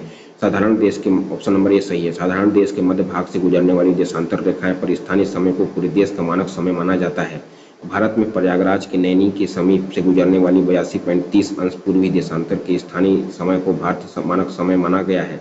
यह रेखा भारत में 5 राज्यों उत्तर प्रदेश, मध्य प्रदेश, छत्तीसगढ़, उड़ीसा और आंध्र प्रदेश से होकर गुजरती है। 5 राज्यों से उत्तर होती है पूर्वी देशांतर योग्यता। ठीक है, पूर्वी देशांतर 5 राज्यों से होकर गुजरती है। इसमें से राज्य उत्तर प्रदेश, मध्य प्रदेश, छत्तीसगढ़, उड़ीसा और आंध्र प्रदेश पर गुजरती है। प्रश्न 43 है, भारत में ब्रह्मपुत्र नाम से पुकारी जाने वाली नदी चीन के किस नाम से जानी जाती है? तो वो है सांगपो नाम से जानी जाती है। भारत की ब्रह्मपुत्र नदी को चीन के सांगपो और तिब्बत में यूरूप सांगपो के नाम से जाना जाता है। यह दुनिया की सबसे बड़ी नदियों में से एक है और इसका उद्गम मानसरोवर झील के पास चेमायुगमुड़ ग्लेशियर से हुआ है। दिबांग, लोही, धनसारी, सुबनसिरी, मानस, कामेंग और संकोड़ी इसकी सहायक नदियां हैं। तो इसका जो ऑप्शन नंबर 143 का है ऑप्शन नंबर सी है।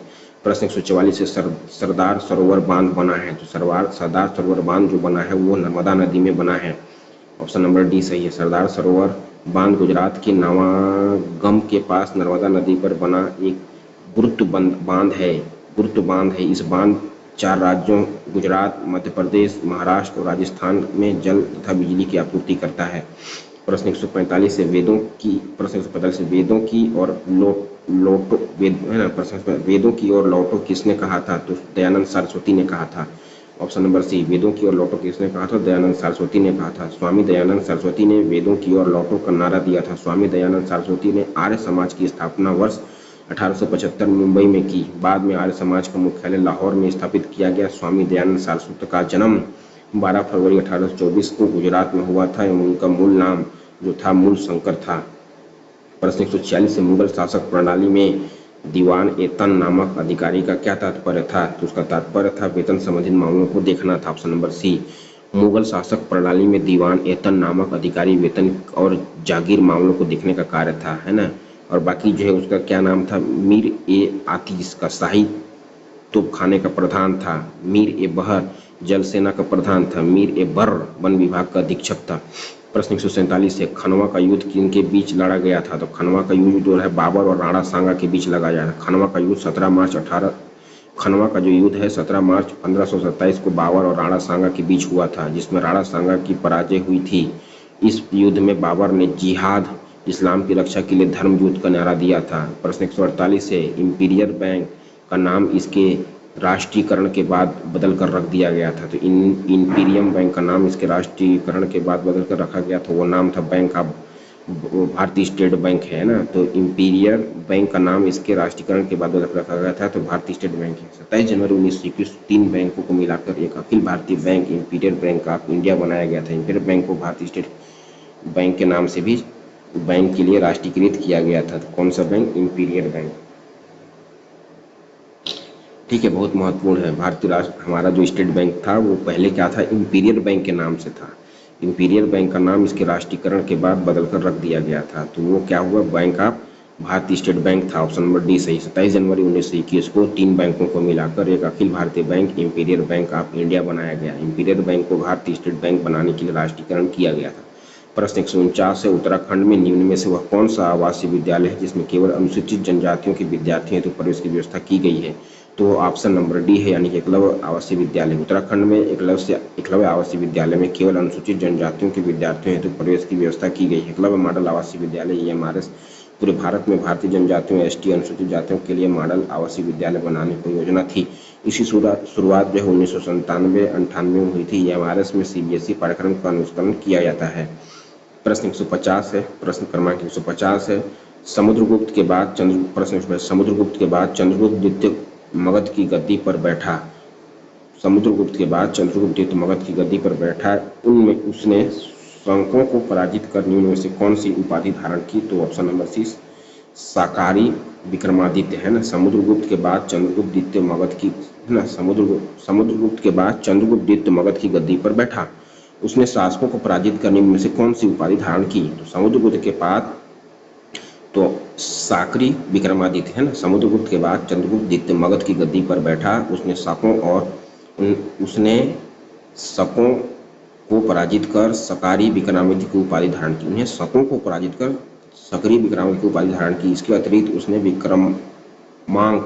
विक्रमादित्य तथा परम भागवत की उपाधि भी धारण न की। इसका दरबार नवरत्नों से सुशोभित था। चंद्रगुप्त द्वितीय के शासन काल में चीनी यात्री फाहियान ने भारत का दौरा किया। चंद्रगुप्त द्वितीय के शासक काल में चीनी यात्री फाहियान ने भारत का दौरा किया। ठीक है, चंद्रगुप्त द्वितीय के शासन काल में चीनी यात्री फाहियान ने भारत का दौरा किया। इसी के साथ हमारा 2014 का जो वर्ग 2 का जो था वो खत्म हो गया। अब अगले बार हम देखेंगे 2016 टेट का क्वेश्चन देखेंगे अगला वीडियो, है नहीं। इसी के साथ मैं आप सभी से विदा लेता हूँ। धन्यवाद। जुड़े रहने के लिए आप सबका बहुत बहुत आभार। धन्यवाद।